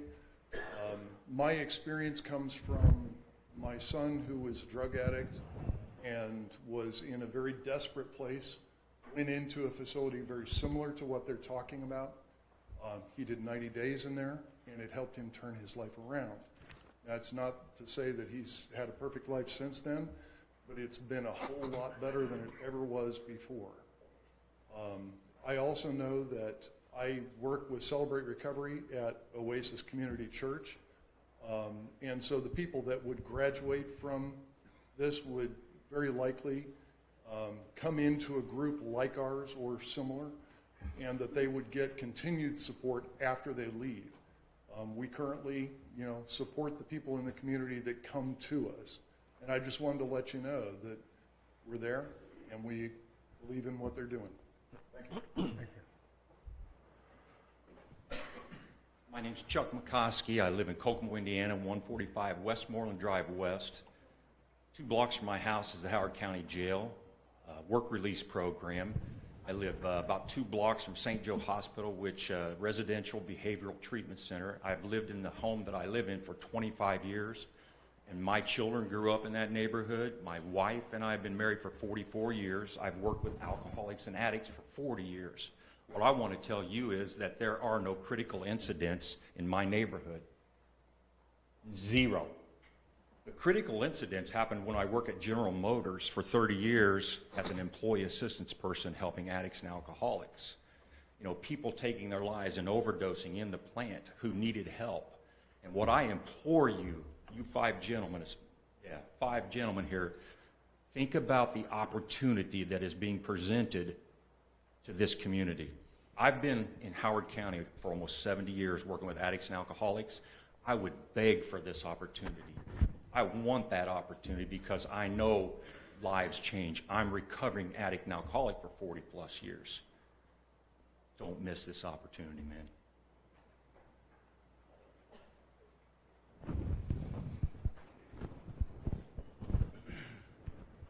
My name is Matt Oliver. I'm the CEO for Turning Point. I live technically in Indianapolis, 3013 East Michigan Street. I've been working in Tipton and Howard counties for the past 4 years, both in the capacity of Executive Director for Behavioral Health Services at Community Howard, and now for the past 14 months as CEO for Turning Point. Turning Point is an organization that's a recovery community organization that largely works with peers. We've been working with Wabash Recovery pretty extensively over the past several years. We're in the process of building our own withdrawal management detox unit. So I wanted to speak very briefly regarding critical incidents. As a psychologist, I get it that critical incidents do occur and addiction is messy. And the state requires you to meet certification requirements to make sure you have assurances and best standards. It's not just the Division of Mental Health and Addiction, but it's also the Department of Health as well as the Department of Homeland Security, in addition to your local community codes and requirements. Addiction is a messy issue. Addiction breaks individuals, families, and communities. My sister-in-law was a CEO for a pharmacology research company who ended up having to go to rehab 90-day treatment facility twice before she started to actually engage in outpatient therapy, which then required her still a lot of accountability before she finally got really seriously into her recovery. She's been sober for the past 4 years and doing well, but it wasn't because she wanted it at the time. The issue that you've got in front of you is addiction's going to happen whether you want it or not. Tipton's been given a great opportunity to expand the continuum of care. I currently work with peers that have at least 12 months of sobriety and recovery under their belts before they're able to be certified. Over 60% of them have felonies related to addiction. So I'll close with this. People use drugs for a reason. Recovery is easier when life is, and changed lives change lives. You get a lot more when you go beyond just residential treatment. Thank you. Include people in recovery to help this effort, and I think that's what they're trying to do.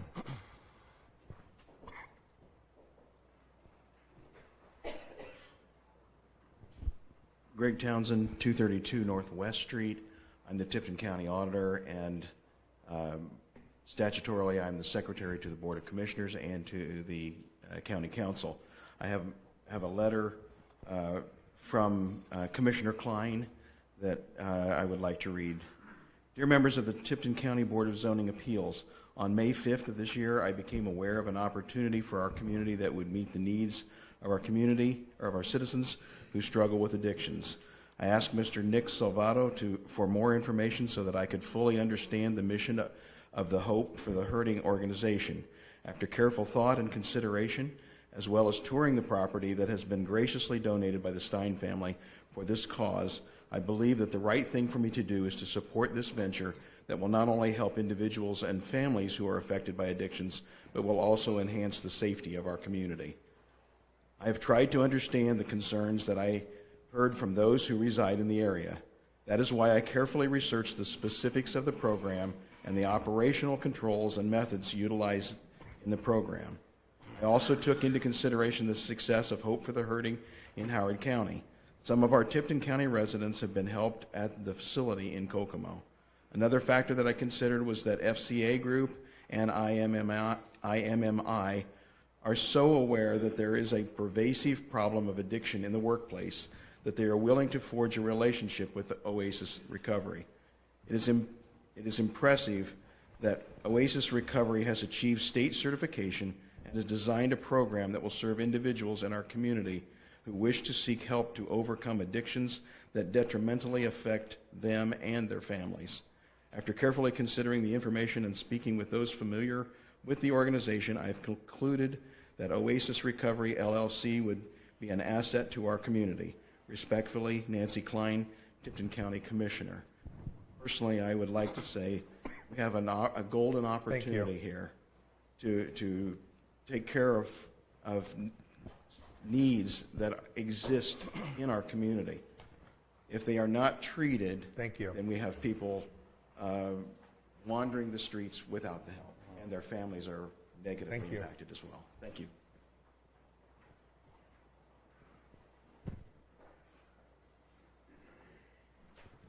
Oh, my name is David Christensen. I live at 133 North, 1100 East in Greentown. I'm wanting to come up to address some of the issues. I have worked in behavioral health for almost 18 years now, the last 7 years with Community Howard Behavioral Health, specifically setting up programs in Howard, Clinton, and Tipton County for those in jails, and so that they can get the substance use treatment that they need. And I can't count the number of times that I've worked with individuals that had hoped that they had had the opportunity for treatment before they had gotten into the legal system, while they were at work. Had places like what Greg and Nick are wanting to set up to go to get clean. I have, like I said, worked the last 7 years with Community Howard. I've been working with Nick and Greg since October. I have seen what they've done. I have vetted them. I'm throwing my hat in the ring with them. I'm actually leaving Community, and I start working for them to expand their sober living in Kokomo, starting on Monday. So they are great gentlemen. They do what they say, and this is very much needed for individuals that are working, that are having the issues with substance use. Thank you. A letter was sent to Steve yesterday. He evidently didn't get it, but the person who sent the letter wanted him to distribute it to you. During this hearing, Jane Letzinger, who wrote the letter, asked me to read it since she wanted you to have it before the meeting. So I'll read the letter she sent that was meant to be distributed to you. Board of Zoning Appeal members, my name is Jane Letzinger. Some of you know me personally. I wanted to take a moment and express my support for Hope for the Hurting. I've been a lifelong resident of Tipton County. I love my small town and the warmth it can show a new residents. So I was surprised at the strong reaction that Tipton County residents gave to the gentleman wanting to use the donated Stein home for an addictions recovery location. The Steins donated their beautiful home for this particular use. Why? Their lives have been touched so profoundly by addiction. That was a way for them to give back to our community. For the last 3.5 to 4 years, I've worked in the mental health field. I have talked with many, many people over that time addicted to alcohol, opiates, meth, crack, heroin, and the latest, fentanyl. People of all races and walks of life are addicts. It's not just the person that you may envision that sits or lays on a busy street corner in need of a donation, food, or a shower. It could easily be your son, your daughter, your brother, sister, best friend, coworker, or the person you just passed driving their vehicle on the road. It is no different than any other disease. It's time that people began to look at it as a disease and not as a plague, and it makes you a horrible person because it does not. Many addicts do not start out thinking, hey, today I'll become an addict. Sadly, they are generally trying to cover up some other type of pain, maybe physical, mental, pain of a broken heart. Tipton County needs this facility. Tipton County residents are forced to go to neighboring counties for help. There used to be a place in town, but like so many places, COVID struck and they are no longer here. Hope for the Hurting will be a facility for people who seek help. No one will be forced to go and stay or attend classes. These are people that want to feel better physically and mentally about themselves. They will have trained personnel 24/7. There will be 2 people per room, hoping that they will help each other through rehabilitation and be accountable to each other. This will be a place where our families and friends can receive help that they seek and desire, a new area of employment for some and peace of mind for another. I hope you, as representatives of our county, think long and hard about what this decision could mean for our county. Not only think about the possible... you. You have a copy of this letter. It'll be distributed. Sorry, just the last paragraph. All right, thank you. My name is Scott Rock. I'm at 315 South Union in Kokomo. When I first moved out here, I lived in Tipton at the smaller house with the family that lived there. It's on the property. Never been to Indiana before, so Tipton was my first experience here, period, and I've grown to love this community. That family took me in. I still come out and help maintain that yard, come and play pickleball at CW Mount. And since then, have gone to Kokomo to open the men's and women's sober living, and I get calls all the time from people in Tipton, Tipton County Jail. So, I mean, the need is here. I take as many of them as I can, and I'm only limited by the capacity that we have. So, whether or not there is some place here, there's people here that are struggling with this, and they need help, and they come, like everybody's saying, outside of your county to get it. But they come back to your county when they're done. So, I'm in support. I deal with people from Tipton all the time. Some of my leaders are from Tipton and have helped tremendously in what we do. So, Thank you.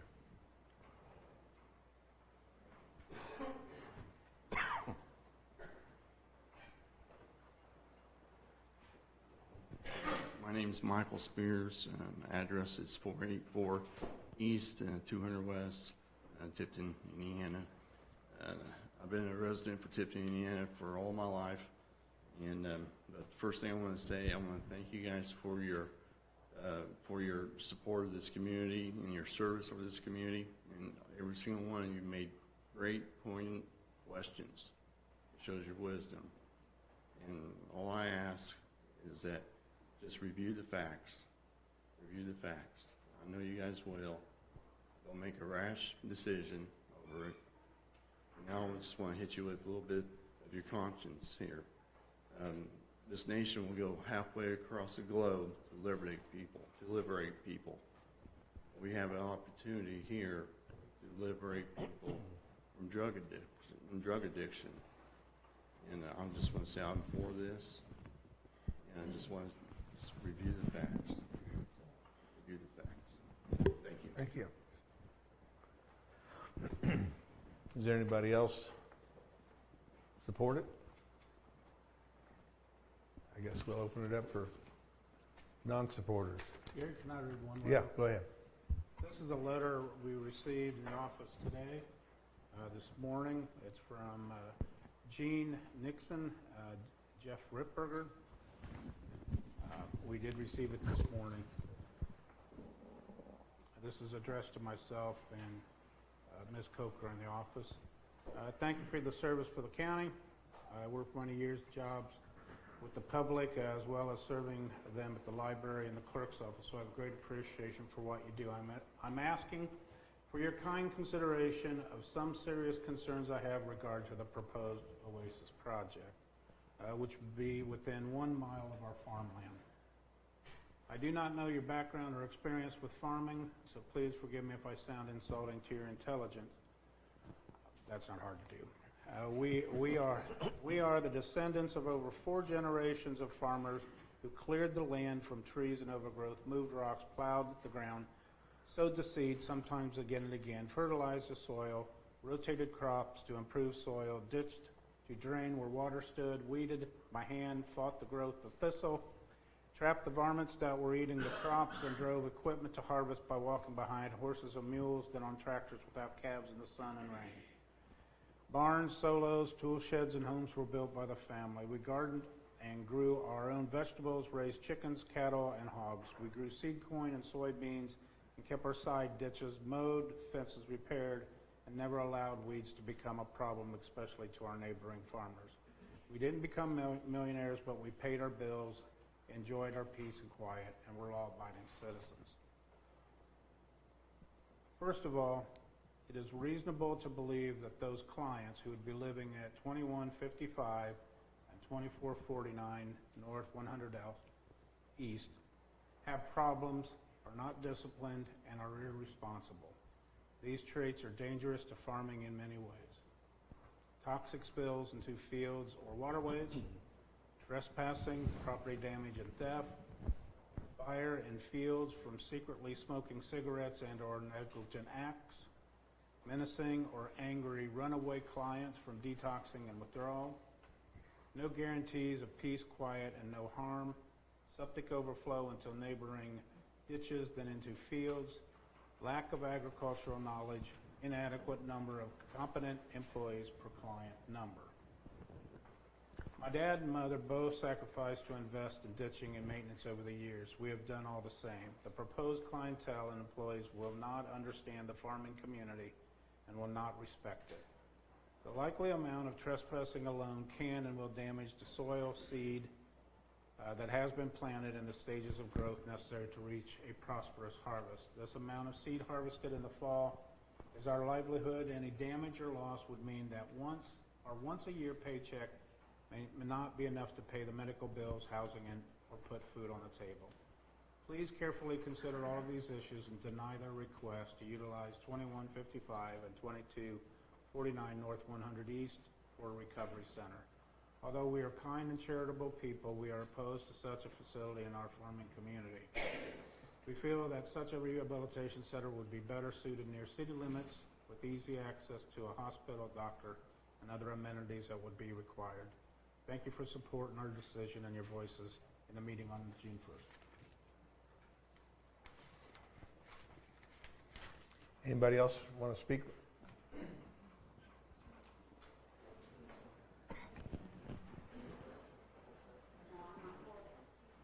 That's right. Opposed, yes. Opposed.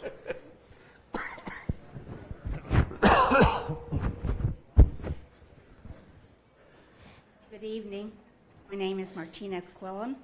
I own property across the road, and I would like to donate my time to Jane Harper. Okay.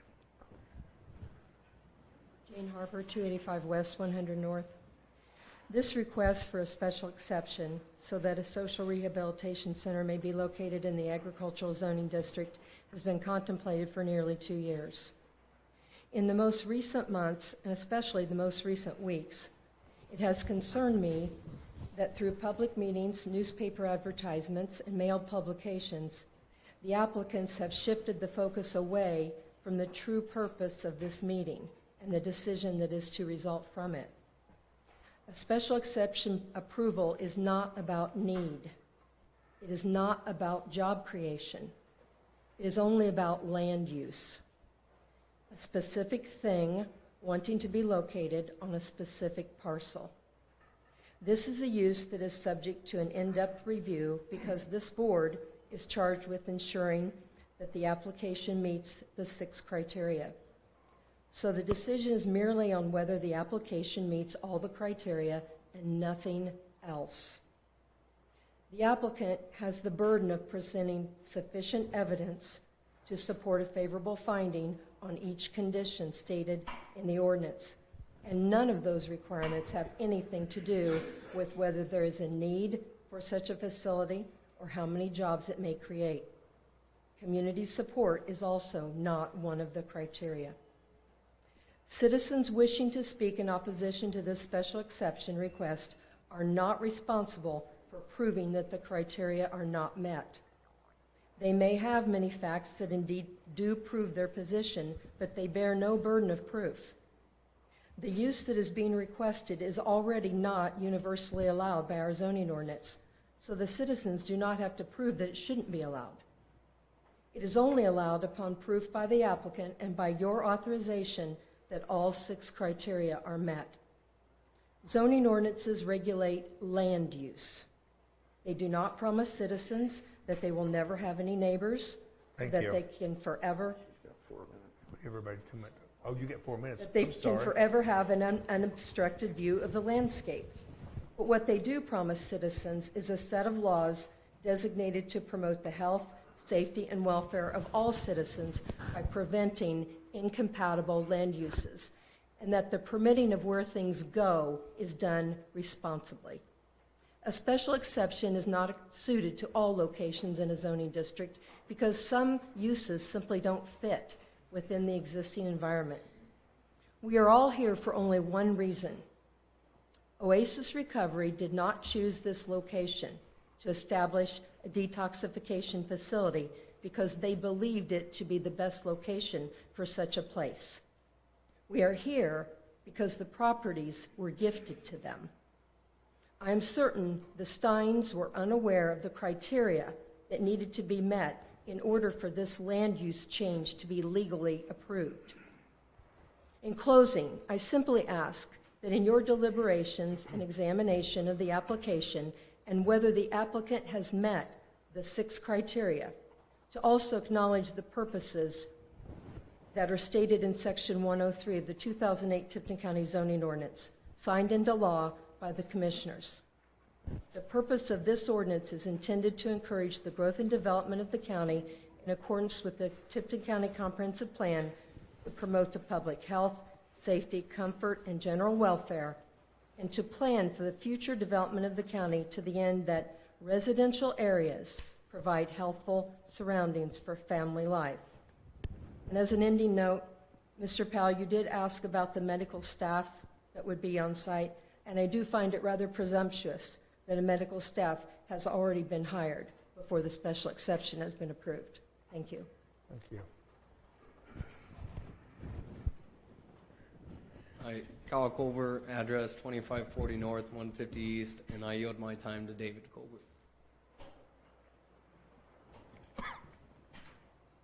Good evening. My name is Jerry Reeves. My address is 2859 North Meridian Road, and I yield my time to Dave Colbert. My name is Marilee Ripberger. I live at 1701 North 400 East Windfall, and I yield my time to David. Interject.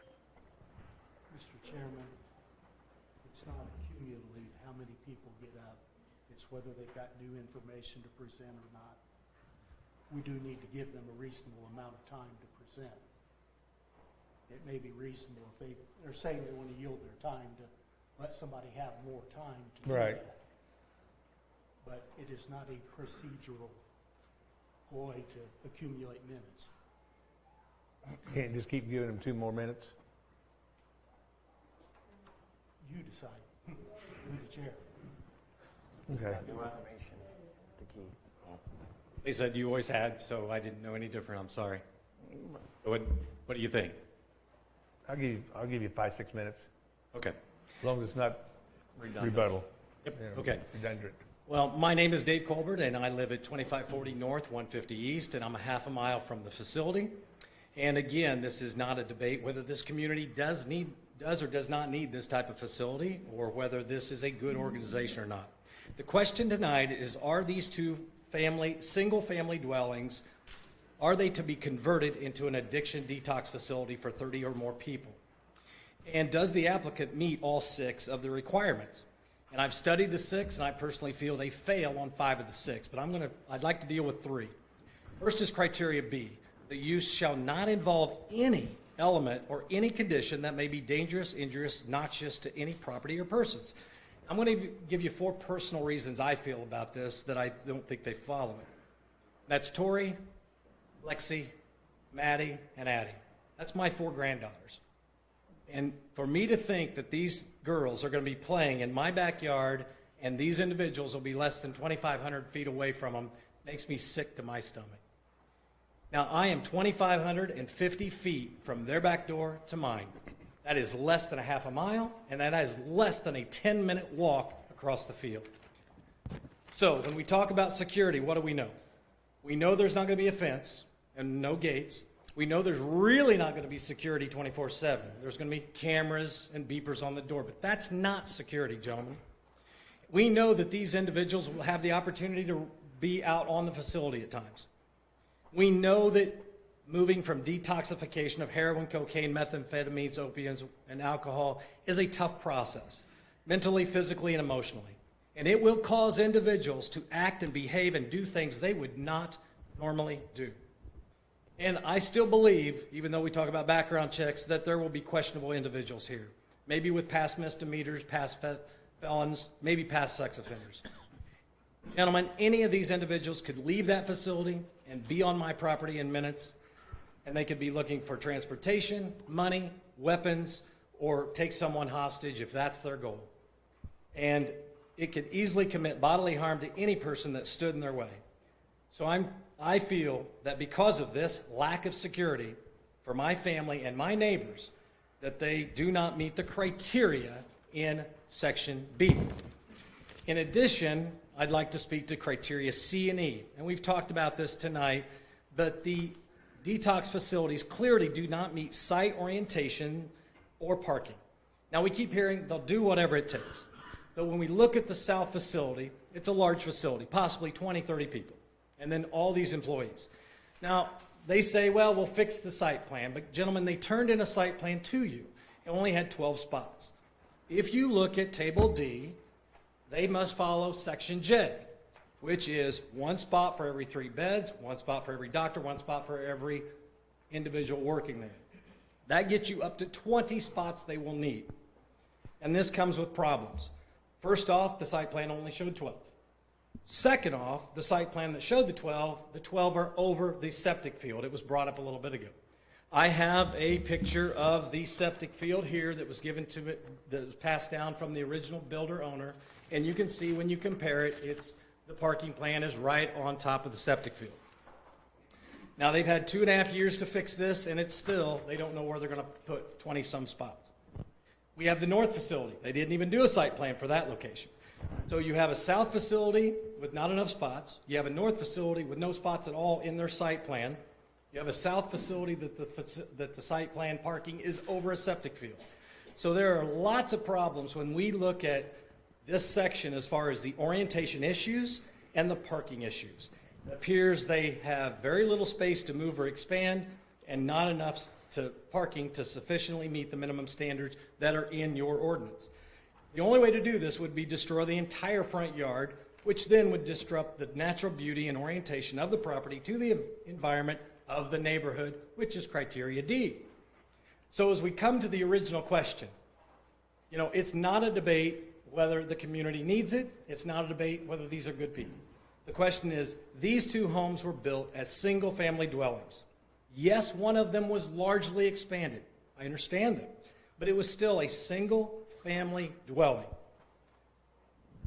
And its intent was never built in the origination to be a detox facility for 30-plus people. Even the original owner, Barb Calvin, was at a public meeting about a couple of weeks ago, and she said if she knew that this could be the outcome of her home, she would have never sold it to the Steins to begin with.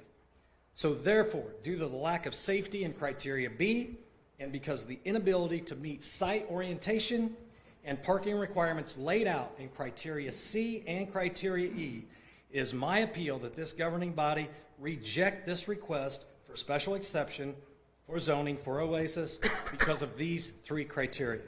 And I do have those documents I said I'd give you. So.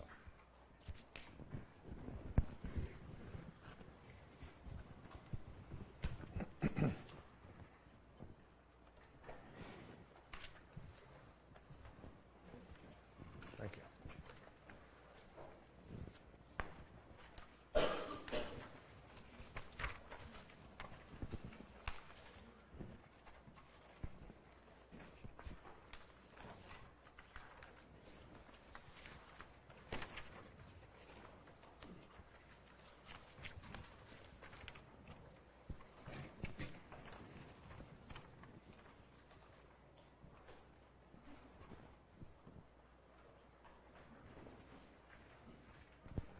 Okay. My name is Cassidy Colbert. I live at 2540 North, 150 East Tipton, and I would like to yield my time to Tina Colbert.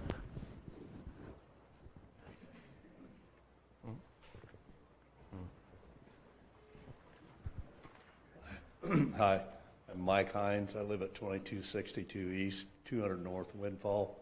I'd like to yield my time to Tina Colbert.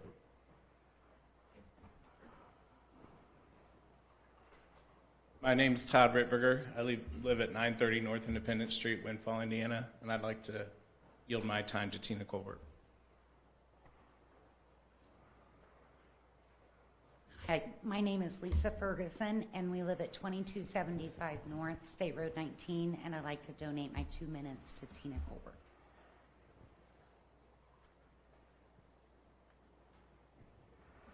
Good evening. My name's Tina Colbert, and I live at 2540 North, 150 East, Tipton, which is only a half a mile away from the proposed drug detox home. I do not feel that Hope for the Hurting and Oasis Recovery have met any of the 6 criteria points for this special exception, and would like to share with you why they do not. Criteria A, they do not have a legal certification for the house located at 2249 North, 100 East. If you can take a look at the item 1 that he just handed out to you, it specifically reads the address as 2149 North, 100 East on the front and the back of that certification, not 2249. Therefore, they have not provided a legal certification for this facility. In addition, no site plan was provided for that property. They have not revealed who and how many they are planning to even put in that property to you. The law is the law, which requires that they must meet all the criteria on the day of this hearing.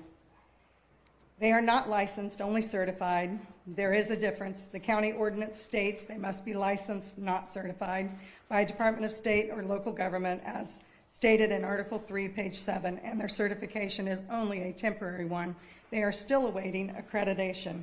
I have 3 other points to mention that I believe show a pattern of how this organization does business that I feel fits under criteria A.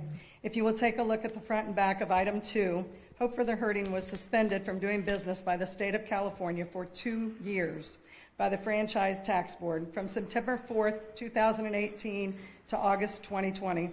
They cleared it up right before they were going to appear before the BZA in 2020. They were not legally able to be conducting business at that time, yet they were. Item number 3 in your packet. They have already been delinquent on their Tipton County property taxes on both properties and have incurred penalties and fines, which shows negligence on their part. Item number 4, Hope for the Hurting received a failing score from Charity Navigator, which rates 501c3 nonprofit businesses. This information says a lot about how this business operates and confirms how they have failed to conform to criteria A. Criteria B, this business would definitely involve conditions that may be dangerous, interests, and noxious to neighbors' property and persons. There is no way they can prove otherwise. They have admitted it today and at their meeting that they have never ran a facility like this before. This is a drug detox facility, not a sober living facility, for heroin, cocaine, meth, alcohol, and opioid users. Dangerous conditions will exist. Detox itself is dangerous. And they said no drugs would be used, yet from my understanding of detox, drugs are given by a doctor to wean them off. Addicts go through all kinds of side effects that affect their mental state. If it wasn't dangerous, why would they need medical doctors, psychiatrists, nurses, and security 24/7? Research has proven that many drug and alcohol addicts also have mental health issues as well, and a high percentage will relapse over and over again. Only 42%, it's a fact, will complete the program. Individuals will not be here because they want to be or voluntarily. Voluntarily means you want to be there. They're here because they have been ordered to be in order to keep their jobs. Residents will not all be locals, like they keep telling everyone. They will come from all over the country. They want you to think it will be your neighbor who needs help, when in fact most insurance companies want to place an addict away from their toxic surroundings and not within it. Chrysler currently sends most of their employees to out-of-state facilities. They have repeatedly stated that they could fill this home with Chrysler employees. They did admit today that it will not all be Chrysler employees. I emailed Sherry Waymeyer from Chrysler last week, whom they have been passing around her letter that she wrote 2 years ago that he gave you this evening. Item number 5 in your packet of things that I gave you is an email that she sent me. Says, thank you for reaching out. Yes, I do support the opening of this facility, but mostly out of necessity. We lack providers close to Kokomo. For some, leaving Kokomo is a scary thing, so this would be far enough for some to leave toxic people, places, and things. To be in support of this specific facility, I would need to meet staff and review their programming to see if it is a good fit. From what I recall, they have a beautiful parcel of property, but do not remember discussing any specific programming. I have not had any contact from anyone associated with this facility in quite a while. I didn't even know they were still trying to open it. It is interesting you inquired about how many employees I would send to one place, as that is also one of my struggles when placing employees. We try to only have 2 employees from each location at the same facility at a time. Historically, it is bad business to send all employees to the same place. So she hasn't agreed to support or send anyone to this facility yet. And if she does, it will only be a few, not a house full. Residents may not be the person from the union job either, with the union job either. Instead, it may be a dependent on their insurance who may not be such an upstanding individual in the community. The question was asked, will sex offenders, child molesters, criminals be allowed to live here? I know they say they won't be, but who will be following up on this? Do we just take their word on this from people we don't even know? What is their vetting process? We know that it will be someone with good insurance, since that's how they're making their money, but will they even look beyond that? Will there be background checks on the staff? And I can tell you firsthand, Mr. Wyman, that there are plenty of people in Howard County that have not had positive comments about the places that are up there. The next question I have is, what security will there be? Will residents be allowed to go outside? Will they be able to walk down the roads? All we have heard them say is they will be monitored 24/7. What does that entail? Someone watching them on the video screen? They have said that doors will not be locked, and they won't be able to leave. They have never said that doors will be locked or that they won't be able to leave the house. In fact, when Paul Wyman took us on the tour of the home, he himself told us that residents will be allowed and encouraged to go outside and enjoy the property. If residents run away, where do you think they're going to go? To our homes, to take whatever they need or want, and they most certainly could be injurious to me and my property. It would literally only take a few steps from either home for someone to be gone. What happens to a resident that's kicked out? I know they say they will take them somewhere. What if they walk out? There's not going to be anybody stopping them.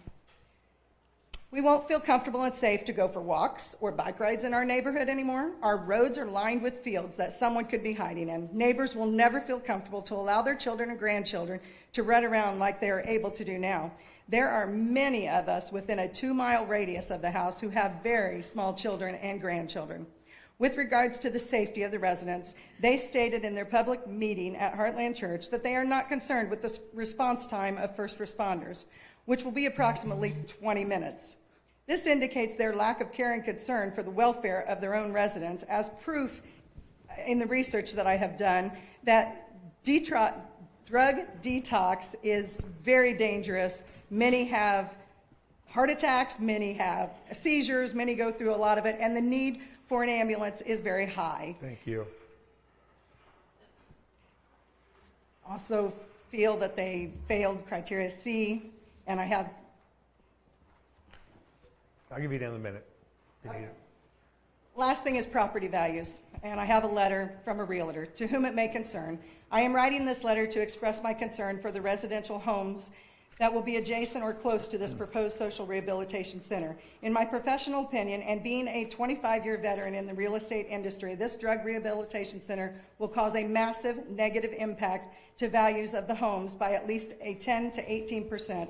In a depressed home market, the loss could be much greater. A primary residence is perhaps the greatest single investment made by an individual. The old saying goes, location, location, and is one of the buyer's top concerns when viewing homes. Buyers will most definitely research the area, community school system, area crime, plus a buyer will drive around looking for anything negative about the area. Once a buyer is aware of the social rehab center being located in this neighborhood, there will be a huge concern of safety for their family and children, followed by the realization that home values in the neighborhood will be affected drastically. It could even make the property unsellable. I have no doubt that it will be difficult for someone in this area to sell their home if a social rehabilitation center were to move into this neighborhood. As a person that is very involved in the community, I respect what the Okay. group is trying to do for those struggling. Thank you. Okay. This is from Lisa Stokes Bear of Century 21. Thank you.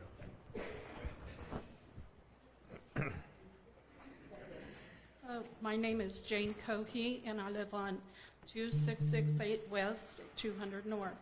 And my husband and I came to this city because we wanted to get out of Kokomo. There was fights in the streets. There was a man beating a woman's head in the steering wheel in front of my home. And they tried breaking the house, and that was the last straw. So we moved out here for safety and because we love the town and the country. I would like to say that I could believe everything they said, but I did not receive an invite, not one. And he said he could guarantee no drugs in the beginning, and then all I heard after that was drugs, drugs, drugs, and then overdose. This makes me very nervous. Even the hospitals have security, and how do they get transportation to grocery stores and without an automobile? And to the doctors, we don't even have really any doctors right here in town. So with my husband having a heart transplant, this makes me very, very nervous. We come here for peace, and we didn't come here to be worried sick that just down the road they're going to come up to our home and maybe try to break in our home or whatever. I've got enough worries with just that, and I don't need this other. I wish them well, but not in my neighborhood. Thank you. Thank you. Good evening. I'm Jamie Davis. I live at 2715 North 100 East. It's the closest house to the north side of the properties that we're discussing. Patricia Mock, my mother, is the co-owner of the farmland property, and that adjoins them to the north, and I would like to yield my time to Tom Ripperger.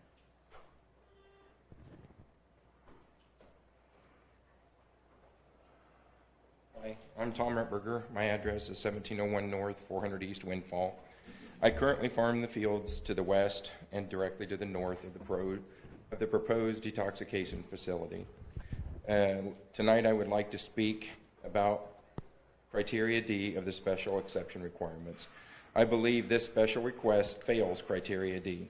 The use shall produce a total environment effect which is consistent with and not harmful to the environment of the neighborhood.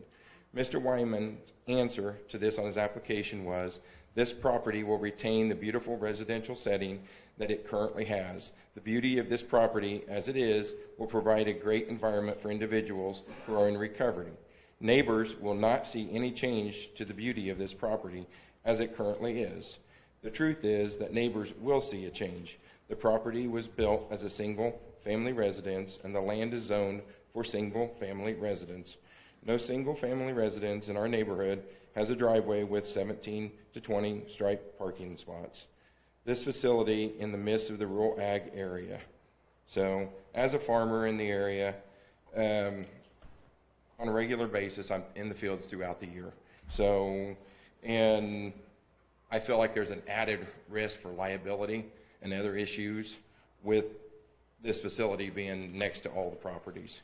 So, we've been told that individuals in the facility will be monitored, but we're also told, as we've heard tonight, if a person wants to leave, they can't stop that person from leaving. There's lots of times myself, my family members are out working the ground. I don't want to be approached by somebody out in the field. And I know it's a chance that it can happen. I've got young daughters that I don't want to have in that environment. So I know they tell us it's not going to happen. They can't guarantee that. So, secondly, I don't feel this detox facility is consistent with the environment of the neighborhood per Criteria D.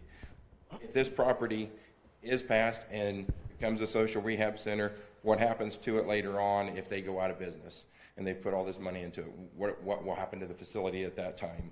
So I'm concerned about the wear and tear, possible abuse of the property by this type of facility being ran there. A single-family dwelling, wear and tear is one thing. A detox facility with 30 people live in it is something totally different.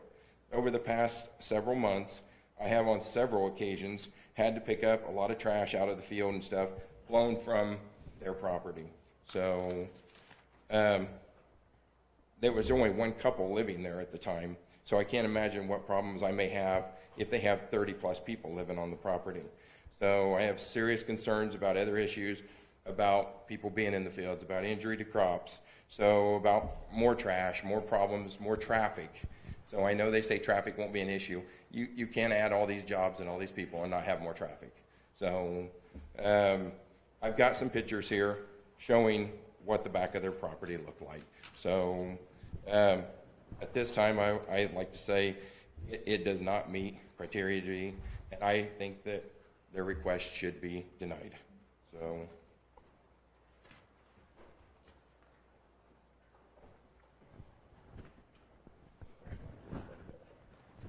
This is the backyard behind the north house, next to my field.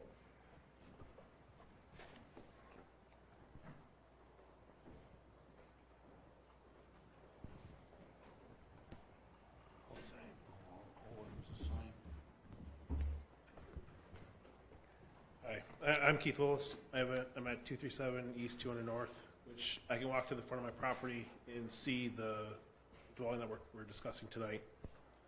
I was here with my family. My 4 kids had to leave earlier. It was getting kind of late for them. They get kind of rowdy.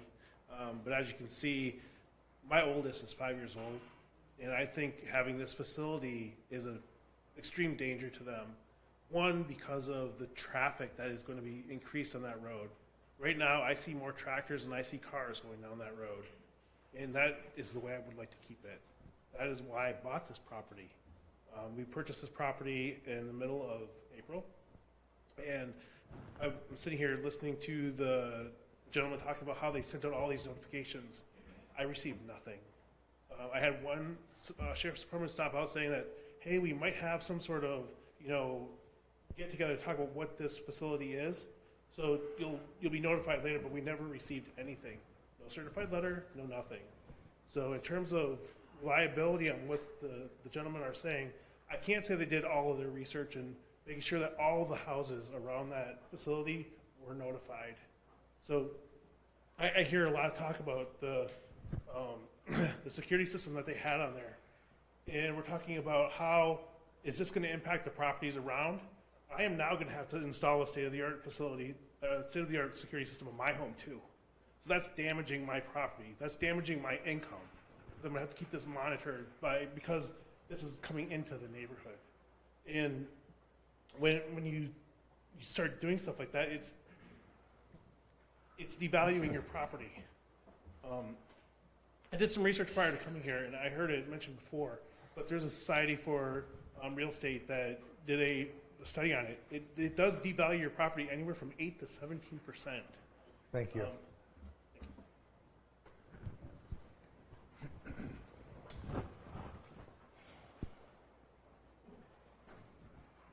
My name's Gary Bogue. I live a mile north of this property, the drug rehabilitation. And I spent 50 years at Delco Electronics. I'm 80 years old now. And I spent a year and a half at North Plant Chrysler. One of you gentlemen was talking about it. I used to have to haul alcohol people to Lebanon, to Wallace Center and everything. And I'd get them back in 30 days. They'd call me. And Would you stand closer to the mic, please? Thank you. They would come back and do the same thing again, okay? So in drugs is worse than alcohol, people. Drugs is terrible. I mean, the things that I've been through with drug people alcohol is nothing compared to drugs. And because on the south side of this property, 10 corn stalks down, here's your fix. Come out and get it. See what I'm saying? It is risky. I live a mile north there. I'll have to have a handgun strapped to my hip when I'm out there on the lawnmower because I got 2 acres of pine trees they can hide in. I'm totally against it. Please believe me. When you get my age, you think of those things.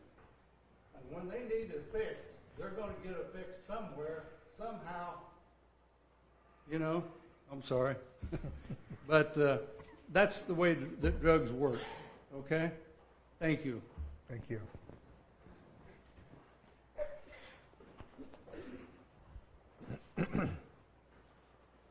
My name is Phil Rutberger, and I live at 1758 North Meridian Road, and I'm co-owner of the property just west of the facility, and I'd like to donate my time to Ed Rutberger.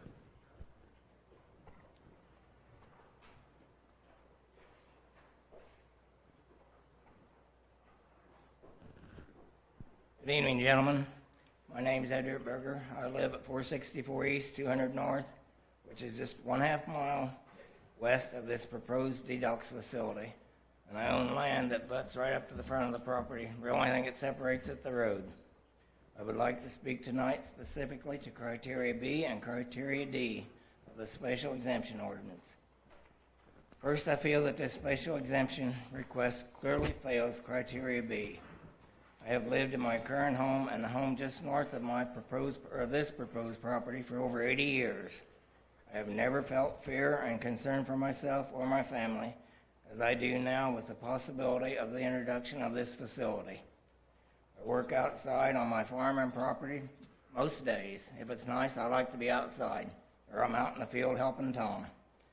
The ability for me to protect and defend myself with someone wanting to obtain a vehicle or a weapon or maybe harm me would be a little difficult. These individuals may not be acting in their right mind. There is clearly no way of telling what they might do to leave and find a way to get somewhere else. Mr. Wyman says appropriate security will be in premises. What does that mean? The people are not locked in rooms. He has told us they will be free to enjoy the outside, which is not fenced, which they can't really fence the place because it's 5 acres and it's got a woods right behind the house where there's trees and stuff that goes right up behind the house. So it'd be dang easy to leave that property about any way you want to go. Yes, they all want to be there initially until the day they decide they don't want to be there. Therefore, due to this safety concern for myself and my family, I believe this special request fails Criteria B. Secondly, I believe this request fails Criteria D. The use shall produce a total environmental effect which is consistent with and not harmful to the environment of the neighborhood. As a landowner and agricultural operator, our family will be farming fields that are literally just steps away from the detox facility's property line. One of these individuals could enter our field during a farming operation and be injured or killed as a result of their injury. Even though they're trespassing, our family's operation could be sued and held liable for everything we've worked for all our life. Also, during the years in which these fields that are within feet of the homes and are in corn, individuals that are outside enjoying the day and smoking, when they decide to flip that cigarette and it hits the cornfield that's dry and about ready for harvest, you know what's going to happen to it. It's going to go up in flames. They also could use our fields as a meeting place for drugs, as a hideout, or as an escape route out of the neighborhood. There is no question there will be many people in this detox facility who do not want to be here and want to leave, and when they do, they will use our fields to exploit this opportunity. Therefore, due to these potential negative and harmful effects to our neighborhood, I believe this special request fails Criteria D. In conclusion, on behalf of my siblings and myself, who are the owners of Rutberger Farms, and on behalf of the Todd Farm Incorporated owners, whose land we have farmed, respectfully request that the BZA reject this request for special exemption zoning by Oasis Recovery for failure to meet both Criteria B and Criteria D. We would like for this area to remain single-family homes as the comprehensive plan calls for. Thank you, gentlemen. Thank you. Good evening. My name is Joni Ritberger. My address is 1701 North, 400 East Windfall, and I would like to read a letter from Matt Tebby, who is unable to attend the meeting this evening. To members of the BZA committee, I'm writing this letter in regards to the property located at 200 North and 100 East, the proposed drug rehabilitation center. I've done research and looked at what is involved with the property in general. This property does not meet several of the 805.01 zoning board special exceptions set forth by the county at this time. I'm going to speak of 3 of them right now. Number 1, Section B. The existence of the said rehabilitation center is a danger to all the neighbors living next to and around the property. This is due to those who come to the rehab center are voluntarily there, which means they can leave anytime they wish and wander off the property. If they wander off the property, who is responsible for them if they go onto someone's farmland and get hurt? It would fall onto the landowner, even though the landowner did not give them permission to be on that property. It does not fall on the rehabilitation center because it was said that once they leave the property, their obligation is done. So it falls on the local landowners. It shouldn't have to fall on them. Number 2, Section C. The property is very nice, I'll give them that. There is no privacy fence or any fence of any sort to keep unwanted people from crossing over into the neighbor's yard. The closest neighbor lives approximately 100 yards from the front door of the proposed rehabilitation center, to which they will have to constantly worry about someone leaving the facility and walking across their property. This causes a safety issue for neighbors and their comfort of not having to worry about who might be around. It doesn't matter what moves onto the property, it will affect property values one way or another. Who really wants to live next to a drug rehabilitation center? Number 3, Section E. Parking is going to be an issue at the facility. Currently, it is a traditional driveway that is in the shape of a horseshoe. The driveway leads to an attached garage. If they are planning on having approximately 20 to 30 people attending this facility, there will not be enough parking. This does not include the employees that will work at the rehabilitation center. Where are they going to park the vehicles? Thank you. Submit that letter. I think we need to submit that into it. Steve. Thank you. Mr. Chairman, a couple of things too. Yeah. Well, you just brought that up. The pictures that have been submitted needs to go in the file. And I think the letter, Mrs. Stein's letter that was read, you've got a copy of that, but I also need a copy of that. Okay. Thanks. Good evening. My name is Marilyn Yeary, and I live at 464 East, 200 North Tipton, Indiana. I believe this special request will bring harm to our neighborhood and fails criteria D. I have a couple of articles I feel pertaining to this subject of these 2 facilities we are discussing here tonight, and I will provide them to you after I speak. The first is an article written by Landzone and Morgan, The Problems with Drug Rehab Centers. Inpatient programs often advertise and promise that patients will be supervised 24 hours a day. In practice, patients are consistently left unattended and given great freedom. This presents opportunities for those who are still extremely vulnerable to relapse to access drugs or alcohol. Lack of supervision can have deadly consequences as it can lead to relapse and overdose as well as suicide. Addiction recovery is incredibly mentally challenging and often accompanied by depression. One of the most perverse issues revolving around addiction rehabilitation centers is that there is a financial incentive for failure. Only 42.1% of people who enter rehab complete the process. New rehab programs provide refunds when a patient does not complete the program or if the patient relapses after completion of the program. The centers are very adept at blaming failure on the patient and convincing the patient that he or she must return to the program to find success.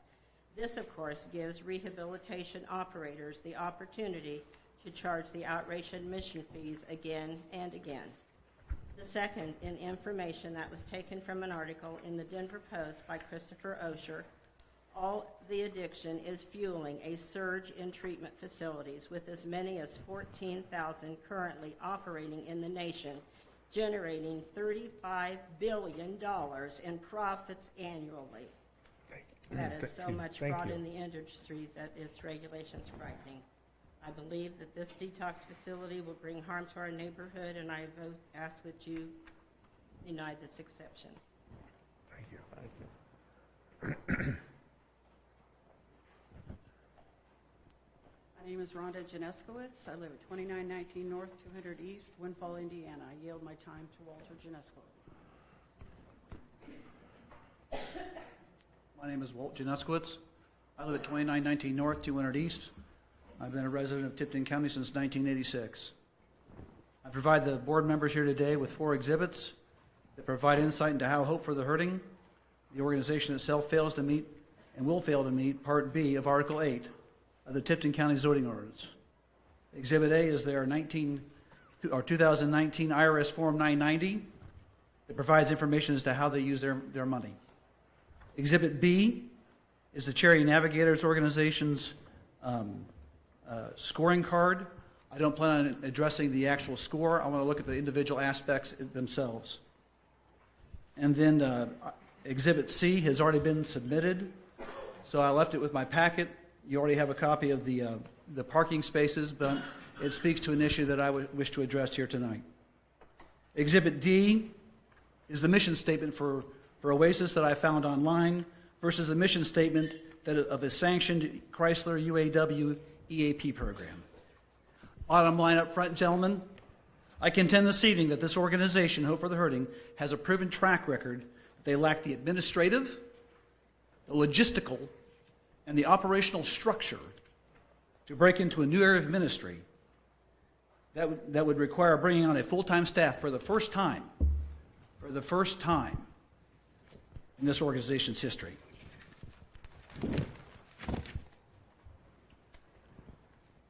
Looking at Exhibit A, IRS Form 990, you see they have no history of a full-time staff. If you look at the first page, you will see I highlighted they have no money put out to a full-time staff. Yet they intend on bringing on a staff 24/7 with proper security for the first time. A very major task. I spent 31 years, 3 months, and 14 days in the United States Army, and let me tell you, I understand what it means to plan. You plan and you plan big, and you don't plan 1 year out, you don't plan 2 years out, you plan 5 years out. Looking at their score, their program expense ratio is in Exhibit B. It's high, it's 85%. But that's because they have no full-time staff to bring that value down, or any programs that skew it, at least on their 2019 form. As we read further into their score, it becomes obvious they have no administrative structure to address other objects. They have no website. If they do, it moves. They have no whistleblower protection. I spent 4 years in the United States Army as an Inspector General. Whistleblower reprisal is a big deal. It allows the small person to be able to cry out foul for waste, fraud, and abuse without fear of reprisal. They have no reporting structure. They look at their asset ratio. You look at their asset ratio on that report, it's 53.7. This ratio is considered an indicator of the organization's solvency in terms of their long-term sustainability. A good score is 1% or less. It would seem Hope for the Hurting has some work ahead of them if they want to be solvent in the future. Let's go on to Exhibit C. We've already talked about their parking plan, but it speaks to a larger problem. There's no planning perspective at all within this organization. There's no upgrade plans. You can't get upgrade plans in terms of their environmental impact.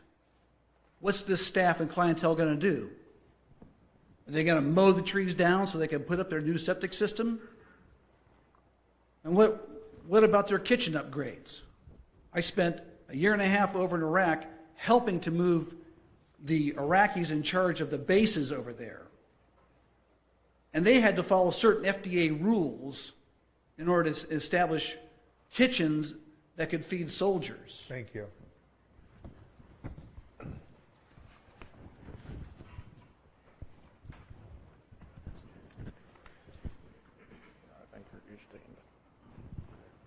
Good evening. My name is Jessica Ritberger, and my address is 1701 North 400 East in Windfall.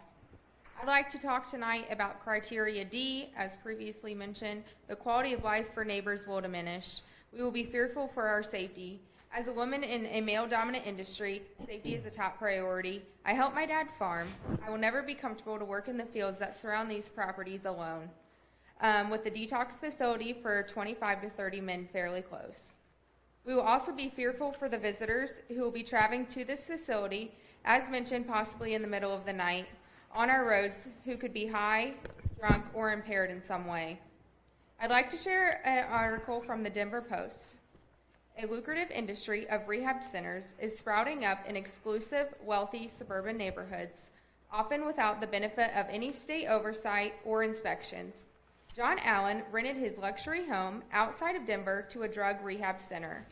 The lease called for them to move in 5 recovering addicts. Instead, they jammed in 28 patients who over the course of a year caused hundreds of thousands of dollars in damages, court records show. It has been stripped of furniture and the doors of the home had been left wide open, he said. I can tell you some things that were left behind that would make you physically ill, Allen said. The house was completely trashed. Thank you. Thank you.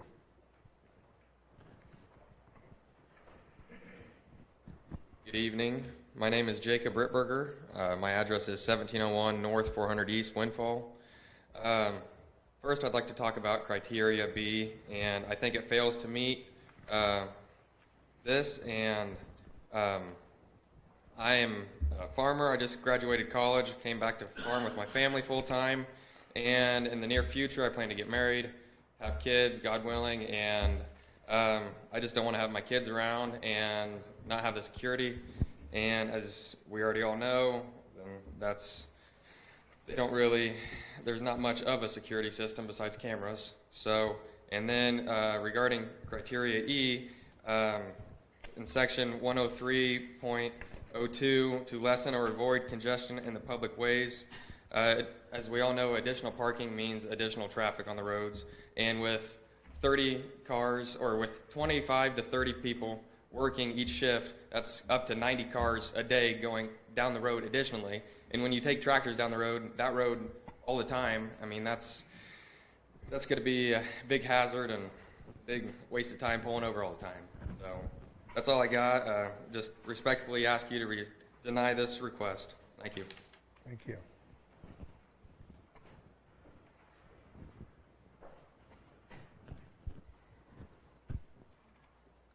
My name is Stephen Tebby. I live 314 South, 100 East Tipton. I yield my time to Carrie Salinas.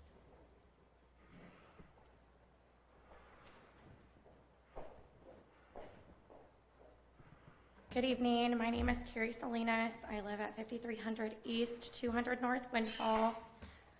I was born and raised in Tipton County and chose to come back to Tipton County to raise my children. I understand that many have spoken tonight and appealed to your emotions. What I'm urging you to do is follow the facts. Focus on the facts. The facts tell us that the petitioner has undoubtedly not met the criteria required for a special exception, and thus one should not be granted. I am going to speak specifically to the fact that the petitioner has not at all met the threshold for criteria G. Criteria G states, quote, the proposed use shall promote the objectives of the county zoning ordinance and shall be consistent with the comprehensive plan. In the petitioner's application, the response given to this specific criteria states, quote, neighbors or people driving by will see the majestic beauty of the property the way it is now. There is a serenity about this property that will not change, as that is a part of the attraction for this type of rehabilitation center. That begs the question, since the burden of proof is on the petitioner, how does that response prove in any way that the proposed use promotes the objectives of the county zoning ordinance and is consistent with the comprehensive plan? The facts that are on page 33 of the comprehensive plan state that there are 6 land use designations. The parcels at these addresses at 2149 North and 2155 North, 100 East, which are the subject of this request, are located in a land use designated in the plan as agricultural. Agricultural is defined in the plan on page 33 as, quote, areas where agriculture is to remain the predominant land use. Residential development consists of single-family homes. The agricultural land use designation also includes research and development uses related to agriculture, referred to as agribusiness. end quote. A social rehabilitation center is neither a single-family home nor agribusiness, and quite clearly is not consistent with the comprehensive plan. As far as promoting the objectives of the zoning code, Section 103.03 of the Tipton County Ordinance states that the use must promote the public health, safety, comfort, morals, convenience, and general welfare of the county's citizens. Section 103.04D states that residential areas must provide healthful surroundings for family life. As someone that chose to move back to this county to raise my children, I think we must ask ourselves what choices align with the county's comprehensive plan and will entice families to our county. In the comprehensive plan on page 20, the goal for residential areas is to, quote, maintain the county's desirability as a great place to live by preserving and enhancing the quality, character, affordability, and appeal of residential areas, end quote. It is crucial that we follow the plan in order to ensure not only the desirability of our county for generations to come, but also that we preserve the character and quality of life that has always been of the utmost importance for our county. If we follow the facts, which is what you're asked to do, it is abundantly clear that the petitioner has not met the requirements for criteria G in promoting the objectives of our ordinance and comprehensive plan for our county. Further, it is indisputable that a social rehabilitation center in the proposed location is not consistent with the comprehensive plan. I respectfully ask that you deny the request. And I have copies of those 2 pages of the comprehensive plan.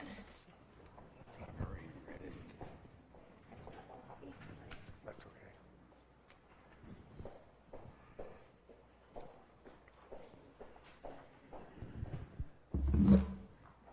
Good evening. My name is Nani Reeves, and I reside at 2859 North Meridian Road. I am speaking on how the petition does not meet criteria C, in that a social rehabilitation center will most definitely adversely affect property values. My argument is based on the theory of common sense. If you have documents from one realtor who says that the property will be adversely affected and documentation from another one that says it will not, you must use the theory of common sense. It goes like this: if you have 2 properties in the same county, same school district, the same square footage, everything's the same, and the husband and wife are looking at those 2 homes and they want to buy one of them, the home that is located near the social rehabilitation center and one's located 15 miles away, which one would the couple buy? Common sense will prevail, and they will choose the home that is further away from the rehabilitation center. We'll tell them that the home further away is the one that they would buy. The petitioner has not met the criteria, and I respectfully ask that you deny the petition for their request. Thank you. Thank you.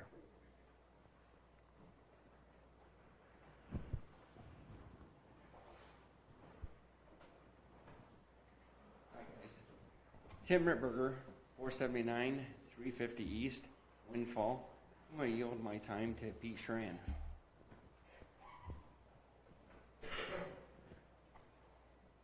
Good evening. Braxton Young, address is 10596 West, 600 North, and I would like to yield my time to Peter Schran.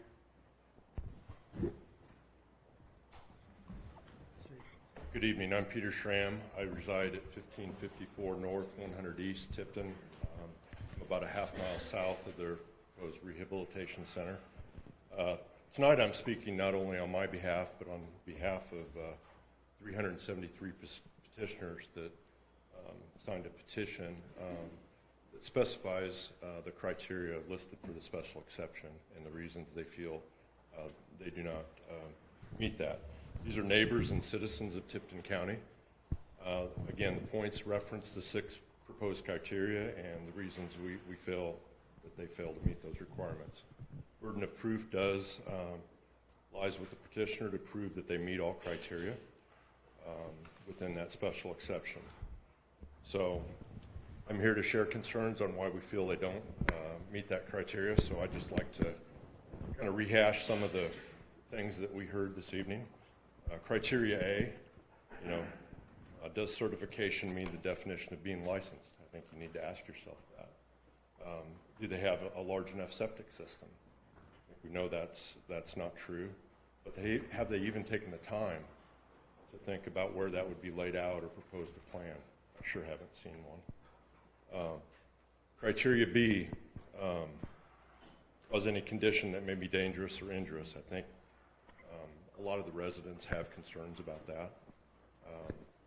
You know, some residents seeking treatment may decide on their own accord to discontinue seeking treatment. We've talked about that. May have a relapse. Facility 7 miles from town. Response times will be lengthy. While researching this issue, I read an article and shared it kind of with the group, not in my backyard, on the effects of substance abuse treatment and property values. Benny Waller, PhD, wrote this article, and what was interesting in it, and I'll share it with you along with the petitions, what's interesting about this, he points out that relapse on page 2 of the article is almost inevitable or unavoidable. It can be a useful step in recovery. So I'm thinking about that. If a relapse does occur and medical attention is required, what's going to happen? Response times are going to be lengthy. But the real concern that we have as citizens or neighbors to this is what happens when they do desire to leave, or if they try to leave on their own accord, you know, come to our homes, our residences, hide in a shed, you know, that type of thing. It's just putting us in a terrible situation. Criteria C speaks to property values. I think a lot of us have some concerns about that. We've heard several thoughts on that. Benny Waller talks about that property values can diminish 8 to 17%, and in his opinion, it's higher if opiates are at the rehab center. Reduction in those property values. He also states on page 27, and I'll share this with you, that rural areas will be more negatively impacted. There's less marketability of a property. So if you think about it, if you've got a $250,000 home, 8 to 17% is $20,000 to $40,000 basically. It's pretty substantial. If you've got a $500,000 property, that's $40,000 to $85,000 potential reduction in your value. You know, we've already heard, you know, some comments or a letter from Lisa Stokes-Bear as well. So we don't feel they meet criteria C. There's concerns. Criteria D, you know, we've heard that there's the existing environment could be harmful or impactful as outlined in points B and C. There's going to be increased traffic, multiple residents requiring parking. You know, the lot's not compatible with the rural residential development. You know, there's really the site plan that they provided. You know, their parking lot's drawn over their septic tank, so it's just not much planning. It's going to take, you know, that whole front yard if they want to do something. Talked about criteria G, but you know, just some things to question. You know, as I was listening to it, you know, I think there's a voluntary issue. To me, voluntary means you enroll on your own accord, not if Chrysler or Stellantis wants you to do it or need you to keep your job. So to me, if it's not really voluntary, there's always going to be that chance of relapse, and I think that causes safety concerns. You know, we also heard some things, you know, if special exceptions are granted, they can be revoked. I was on the BZA. I don't think you guys are a policing authority. I think once it's granted, it's, you know, it's pretty hard to ungrant it. So I think your decision's pretty important. Would ask that you really think about it and make the right decision. There's a lot of points, in my opinion, that they don't meet. So I respectfully ask that you deny this petition on behalf of myself and 373 other petitioners. Thank you. Thank you.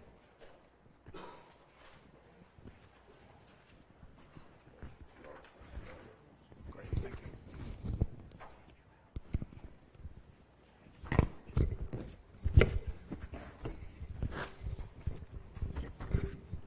Anybody else? Give Mr. Wyman time to come back with some arguments. Thank you, Mr. Chairman. So, first and foremost, I'm going to conclude the night by reviewing the findings of fact, because I do agree that that's what you're basing your decision on tonight. And I think you heard from Mr. Niblick in his presentation earlier that we have met the criteria. And it was very clear in the staff's write-up on the areas where we have met it. And I'll share that in detail with you so that we have it in the record tonight. But it also gives me an opportunity to address the things that were shared as to why folks felt like we have not met the criteria. And I think those responses would be appropriate for you as you make your decision this evening. First and foremost, it's really important to understand that a social rehabilitation center is a permitted use under the special exception. And the leaders of Tipton County put that in as a permitted use in special exception, meaning all the folks who are responsible for your ordinances when it comes to comprehensive planning, the commissioners who vote on your various ordinances, your plan commission department, put it in there. And if it was as dangerous as everybody is making it out to be, the leaders of Tipton County would have never put it as a permitted use, as a special exception. It just wouldn't have happened. It wouldn't have happened in your community. It wouldn't happen in our community if it was this dangerous. It's not as dangerous as what people are making it out to be. That's why it is a permitted use. That's why when we share the responses to our questions as to why we believe we're meeting the criteria. You do have the authority to revoke. And I understand that maybe you have never done that, and I don't expect you guys would be the police. That's not the expectation of the BZA. What would end up happening was, literally, the police will be called if there's violations. Literally, complaints will be filed in the Plan Commission office, and literally, this would be placed on your agenda for a revocation should these violations be happening. You don't have to police. Believe me when I tell you, if there are problems, it will make its way to your agenda, and the minute you guys revoked, it would end the operation immediately.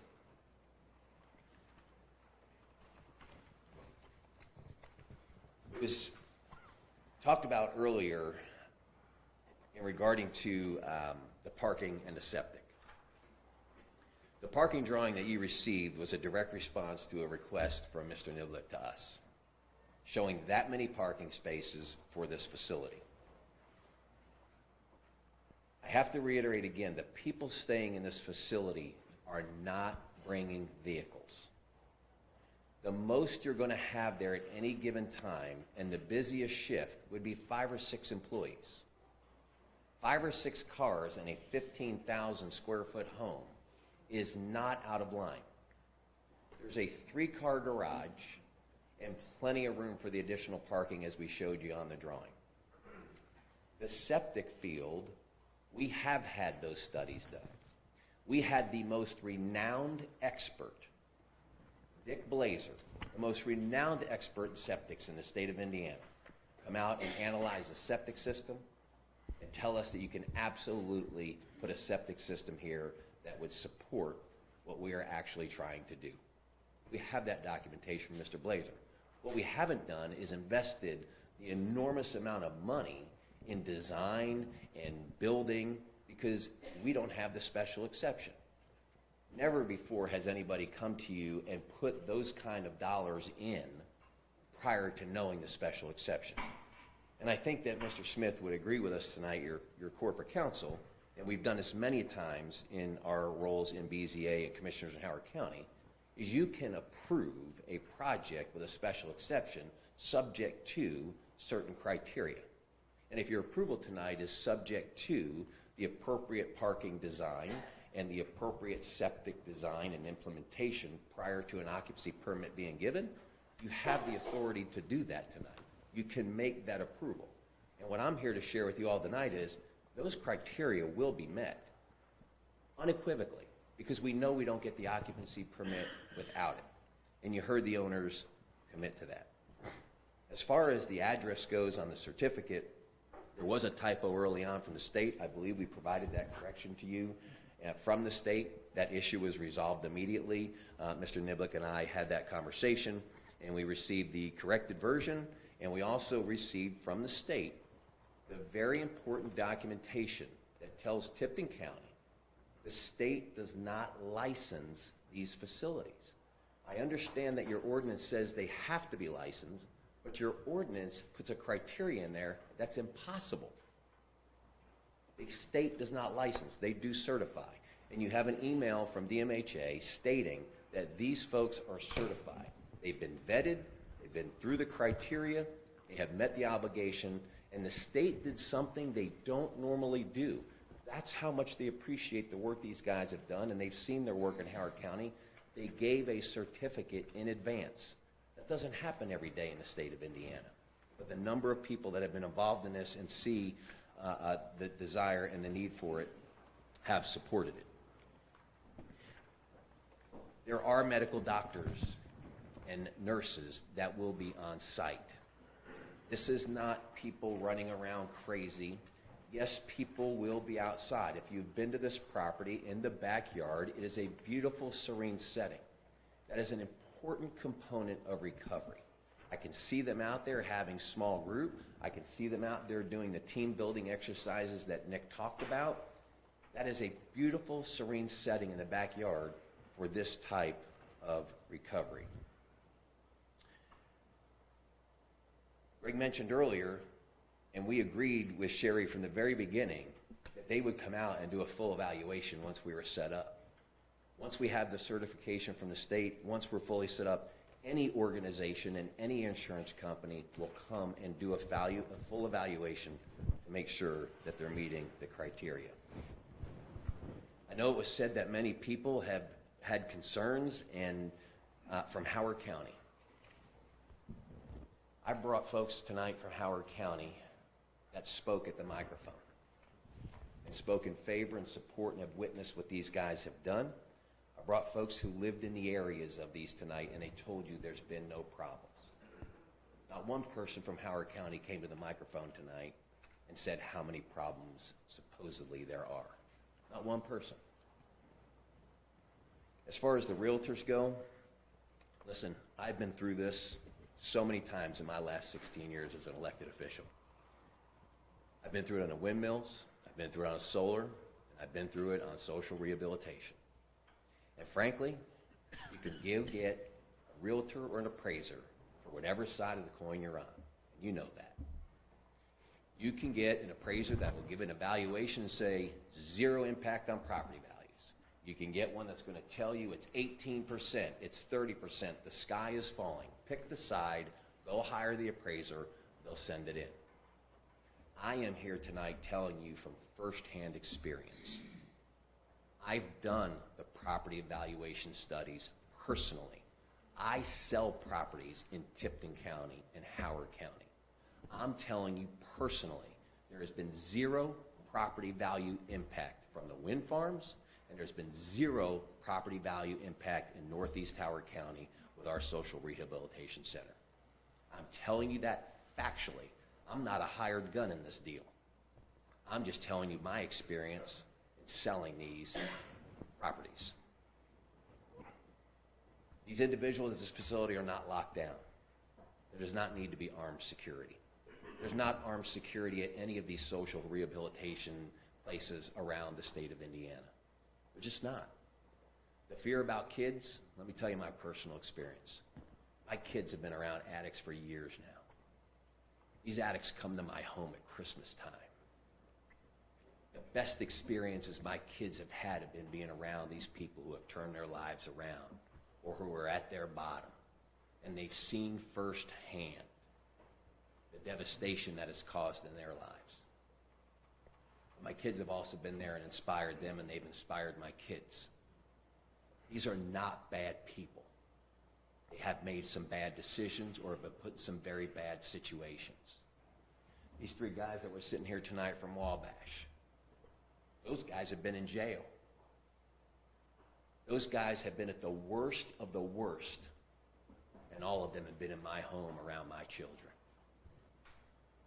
We have to quit talking about human beings as if they're secondary citizens or that the value and the dignity of their life is any less than ours.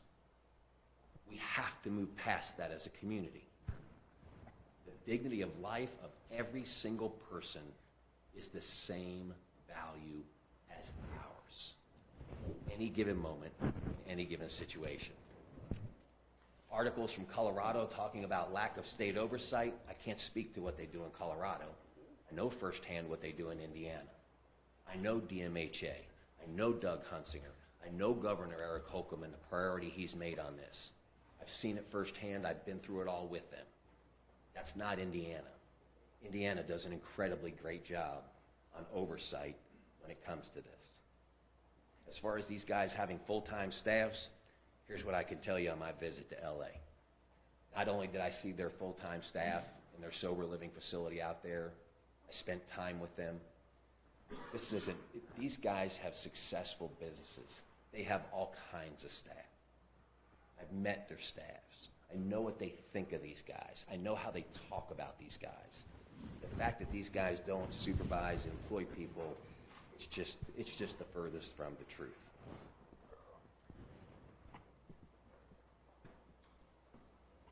I'm going to move into the criteria and finalize this for you all. Under the findings of fact, under question A, if granted the special exception, we will conform with all general regulations of this ordinance. Every single one of them. If we don't, we understand the consequence of that. We will work closely with the Plan Commission to ensure implementation in accordance with the ordinance. I've done that on any project I've ever developed in my life and any project I've ever presented for in a zoning or a special exception. I have followed through and committed on that, and you cannot find one in my history where people have said, Wyman didn't follow through on this one. Not one. And I've been doing this for a long, long time. These guys, in my experience with them, they've delivered on every single thing they said they would do in Howard County. Not one thing I can point to that they have not delivered on. So when the people spoke to their credibility earlier, credibility is an issue. And I'm telling you they're credible from firsthand experience. So we meet criteria question A. Question B, the rehabilitation center will not be dangerous, injurious, or noxious. That is because professional medical staff will be on site 24/7. People are not using on this property. There is no meth. There is no fentanyl. There is no heroin. Trained medical staff will supervise any medications that are provided as a part of medically assisted therapy. Appropriate security will be on the premises, from monitored cameras to door alarm systems. But the truth of the matter is, go find me a facility in the state of Indiana that's a social rehab facility like we're talking about, and show me armed guards. You won't find one, and the reason you won't find one is they're not needed at these facilities where people are there voluntarily. And even if their employer says you're going to lose your job, we can argue, is that voluntary, not voluntary? Those are not the criminals. These are guys working on our lines every single day. They're not people with criminal backgrounds. We are talking about people prior to being in the criminal justice system. People like you and I, everyday people in our community that are in a difficult situation of addiction. The Oasis is certified with the state of Indiana. Under question B, we meet that criteria. Answer to question C, the site plan will remain the same as the current residential home. And though this is not a site plan approval process tonight, I understand your questions about it. What we have committed to under question C is that the only change that's going to be required on this property is going to be to add parking and to have the septic system upgraded to handle the number of people that'll be in the home. We have committed to both of those. We've done the studies. I've had conversation with Steve about the parking, and I completely would accept and approval tonight, subject to both of those things conforming to Mr. Niblick and Mr. Smith's final review that they were done properly and completely. We will also meet any additional landscaping requirements of the ordinance, and we will maintain the beauty of this property. The owners do not have an interest in doing anything to hinder the beauty of this property. It would take away from the attraction and the serenity and the beauty of this opportunity for people to actually have a peaceful place to do their recovery. Question D, the property will retain the beautiful residential setting that it currently has. There's no reason to change it. The beauty of this property as it is will provide a great environment for individuals who are in recovery. Neighbors will not see a change. The thought of this huge parking lot comes from this concept that everybody coming there is going to have a car. It's not. You're talking about 5 or 6 employees at max. There's not going to be 90 cars running up and down the street all day, every day. It's not. At a shift change, you'll have some employees leave and you'll have some employees go. That is not a burden on any one of the road systems close to this property. So we meet criteria D based on that fact alone. Question E, traffic will not be increased as a result of this special exception. As I stated, for a home this size, you can already have the number of cars that we're talking about. A family that would occupy a 15,000 square foot home, you would expect to have 4 or 5 cars. Question D and question E are met based on that criteria. Question F is not applicable to us. And the final one, question G, the neighbors driving by will continue to see that property in the manner in which it is today. The serenity of this property will not change. It is absolutely part of the criteria for a successful rehabilitation center. So I implore to you all tonight, this is a permitted use as a special exception in Tipton County. We have laid out for you and guaranteed you all tonight that we will meet every ounce of the criteria that is laid out in your ordinance. If we don't, you have the ultimate power to revoke that. These gentlemen are not going to invest hundreds upon hundreds of thousands of dollars to put that at risk that you all would revoke that. No different than the hundreds of thousands of dollars they put into the church in the north end of Kokomo in the neighborhood, knowing that our BZA could revoke that, and our BZA told them that. Same thing with the Valley of Grace in eastern Howard County. They were told at the meeting, you all mess this up, you will lose your special exception. They've invested hundreds of thousands of dollars. People don't make those investments knowing that they're going to go into something that's going to create problems. They go in knowing they're going to do the right thing to protect it. This is a great opportunity. I could speak to it personally. You can hear from the experts that came before you tonight. People in Tipton County deserve this. I want to end with this. This is not about emotion. This is about the criteria for you all.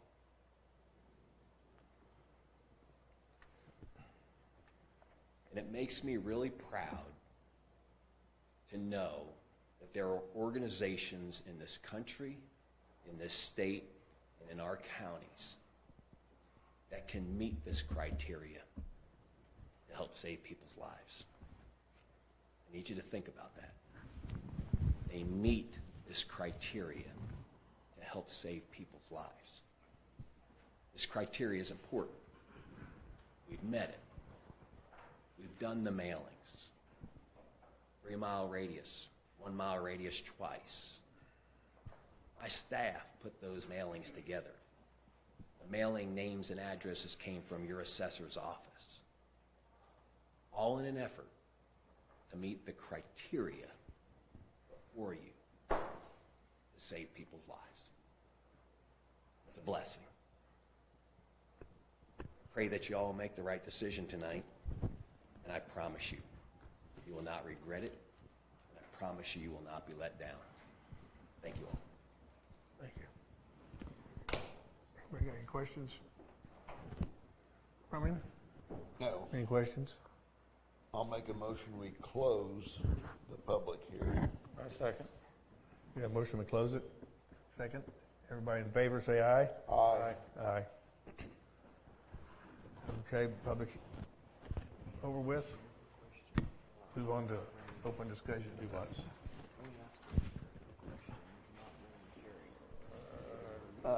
Talk to everybody. No. Can we ask the sheriff a question? Not during the hearing. Can't hear you. Ask him. He want to know if we can ask the sheriff a question. Once the hearing's been closed, can we ask the sheriff a question? Oh, you can ask questions. If Yeah. start discussing it. If you have other questions. That answered my question. Thank you. Yes, the public, just, we have to ask the questions, but nobody else can. Got it. Okay. So go ahead and ask. Oh, thanks. How's the county look at it, Dave, between certification and license? What's it actually state? I think it's a red herring.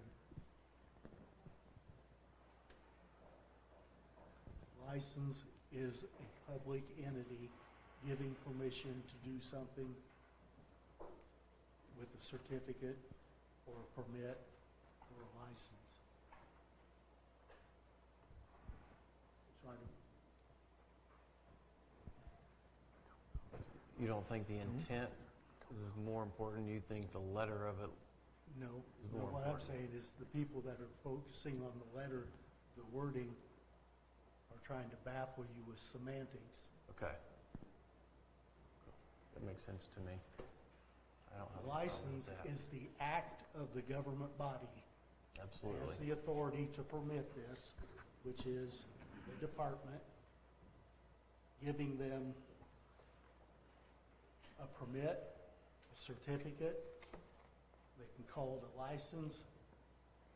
They can call it whatever they want. It's the action of that body that has the authority to regulate them, which is the Department of Mental Health,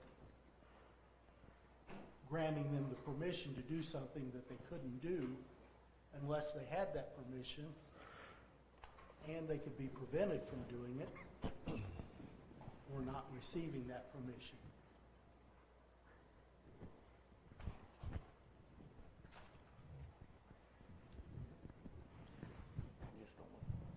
Did you have a question you wanted to ask the sheriff? Yeah. What's you calling Lieutenant? Yes. Okay. Available for a question, Sheriff? Sheriff.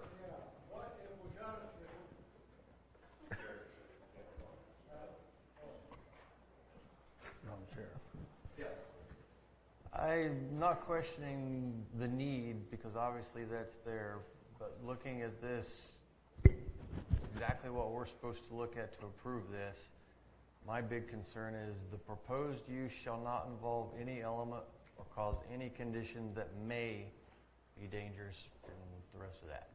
Keyword being may. Is there any way we can say that there's no way anything bad is going to happen here? Well, I can't stand here today and tell you that nothing would ever happen, because I have no control over that, nor would that be fair to anyone to say, I can assure you that's not going to happen. I can't do that. Do you feel confident in our abilities and capabilities here that if there is an issue, we can get there in time? Well, we're about 6 or 7 miles away, depending on where we're at in the county. If you're talking about law enforcement personnel, not fire or that, it could be 5 minutes or it could be 20 or 25 minutes. It depends on where we're at in the county. We're a small county, and a lot of times we only have 2 deputies working. So the way I'm interpreting this is I can see most of these criteria being met, but I don't see that we can meet criteria B. And this says that they have to meet all 7 criteria, not 6.5. In spite of the need, the way I'm interpreting that we're supposed to do this, it does not meet that exactly. Could I ask a question? Yes, sir. I assume, and tell me no if you haven't, you've talked to the Howard County Sheriff. Yes. Okay. What was his response? We heard their response. What was his response so far for the ones that they have in Kokomo? Is it a more than normal problem? Well, I can only speak to the one out in the county. He only has the jurisdiction over the one out in the county. Right. And there were no issues that he was aware of and had no negative comments. How long has that been there? About a year. Think about it. Just a year? I've not been there. Yeah. I've been by it several times in our farming operation. We go right by it, and we watched it from when they put the signs out to have it and what have you. So if you didn't know it was there and you didn't know what was going on, you probably wouldn't know it was there. Is that all you got? Anything else for me? No, you can sit down. Thank you. We get to G too. Yeah, I just don't believe it meets G. I mean, we're a single dwelling agricultural business. Yeah. G. Single family homes associated with agricultural use. I might be ready to make a motion. What? And then we can defeat it and go on. What? Did you have any? Want to say something? No. Just say something. Well, what are you talking about? I just want to make sure everyone gets a say. Yeah, well. Well, I'm with Doug on the one, on B. I'm also on G. Parking and all that stuff I don't have an issue with. I think that can all be addressed different. Okay, I have a problem with B. For some people have a legitimate concern about safety. If I lived there, I would have maybe not a great concern because of my life experiences and what have you, but I would have a concern. Okay, and then it has a negative effect on the comprehensive plan. Yep. It don't fit. It doesn't fit. So, I mean, I could say no for those two reasons. Criteria B and a comprehensive plan, negative effect on it. Is there any way we That's could? the only thing I can figure out. Is there any way we could approve it with certain restrictions and extra things to make it so it does work? I don't really see. How are you going to get rid of agriculture? How are you going to get rid of that? Okay, I don't It's see how still I always- can either. I was just looking at that. It's always going to be agriculture. It's always single dwelling homes. B, under section 4, land use and development plan. Mm-hmm. I trust the person that wrote that information in there for us is correct. Which one was that? Pardon? G4. G4.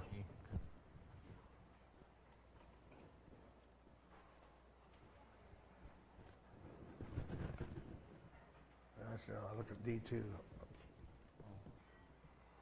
D's part of 1, too, in my opinion. Well, we only need one to not make it You work. only need one, Right. but, So it doesn't matter about all of them. but let's have a spare.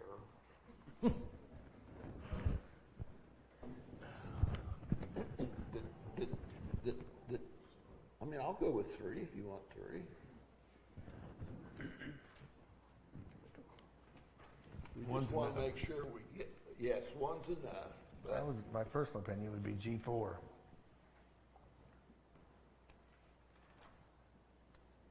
I can live, I mean, I can make a motion. I make them all the time. Okay, what do you want to go with? G4. G4, anything else? We don't need but one. You want to do the others? I think the language in, I think the, Hey, you're the lawyer. Yeah. I think the language in B If is, you have concerns, I would suggest you put them in your motion. All of them? All that we think. Weston was gonna talk, let him talk. Talk to us. no, I'm just gonna say, I think the language in B is broad enough that it uses, any and may. B as in boy. B as in boy. That's what I thought. Yes, sir. I think it's broad enough that it permits. Okay, Mr. Chairman, I want to make a motion. Make a motion. Okay, I'll make a motion that it be denied because of the criteria in B and because of the comprehensive plan negative effect on it. I second. All in favor? Should we go through individually? Yes, yes. I call for Individual. individual vote. And so what's your question? Yes. What's your question? Did you ask me a question? I'm sorry. No. Okay, great. You say you deny? Yes. Aye. B. Aye. Aye. Robert Powell, aye. Gary David, aye. Scott Gasho, aye. Doug Heron, aye. Motion passes. Denied.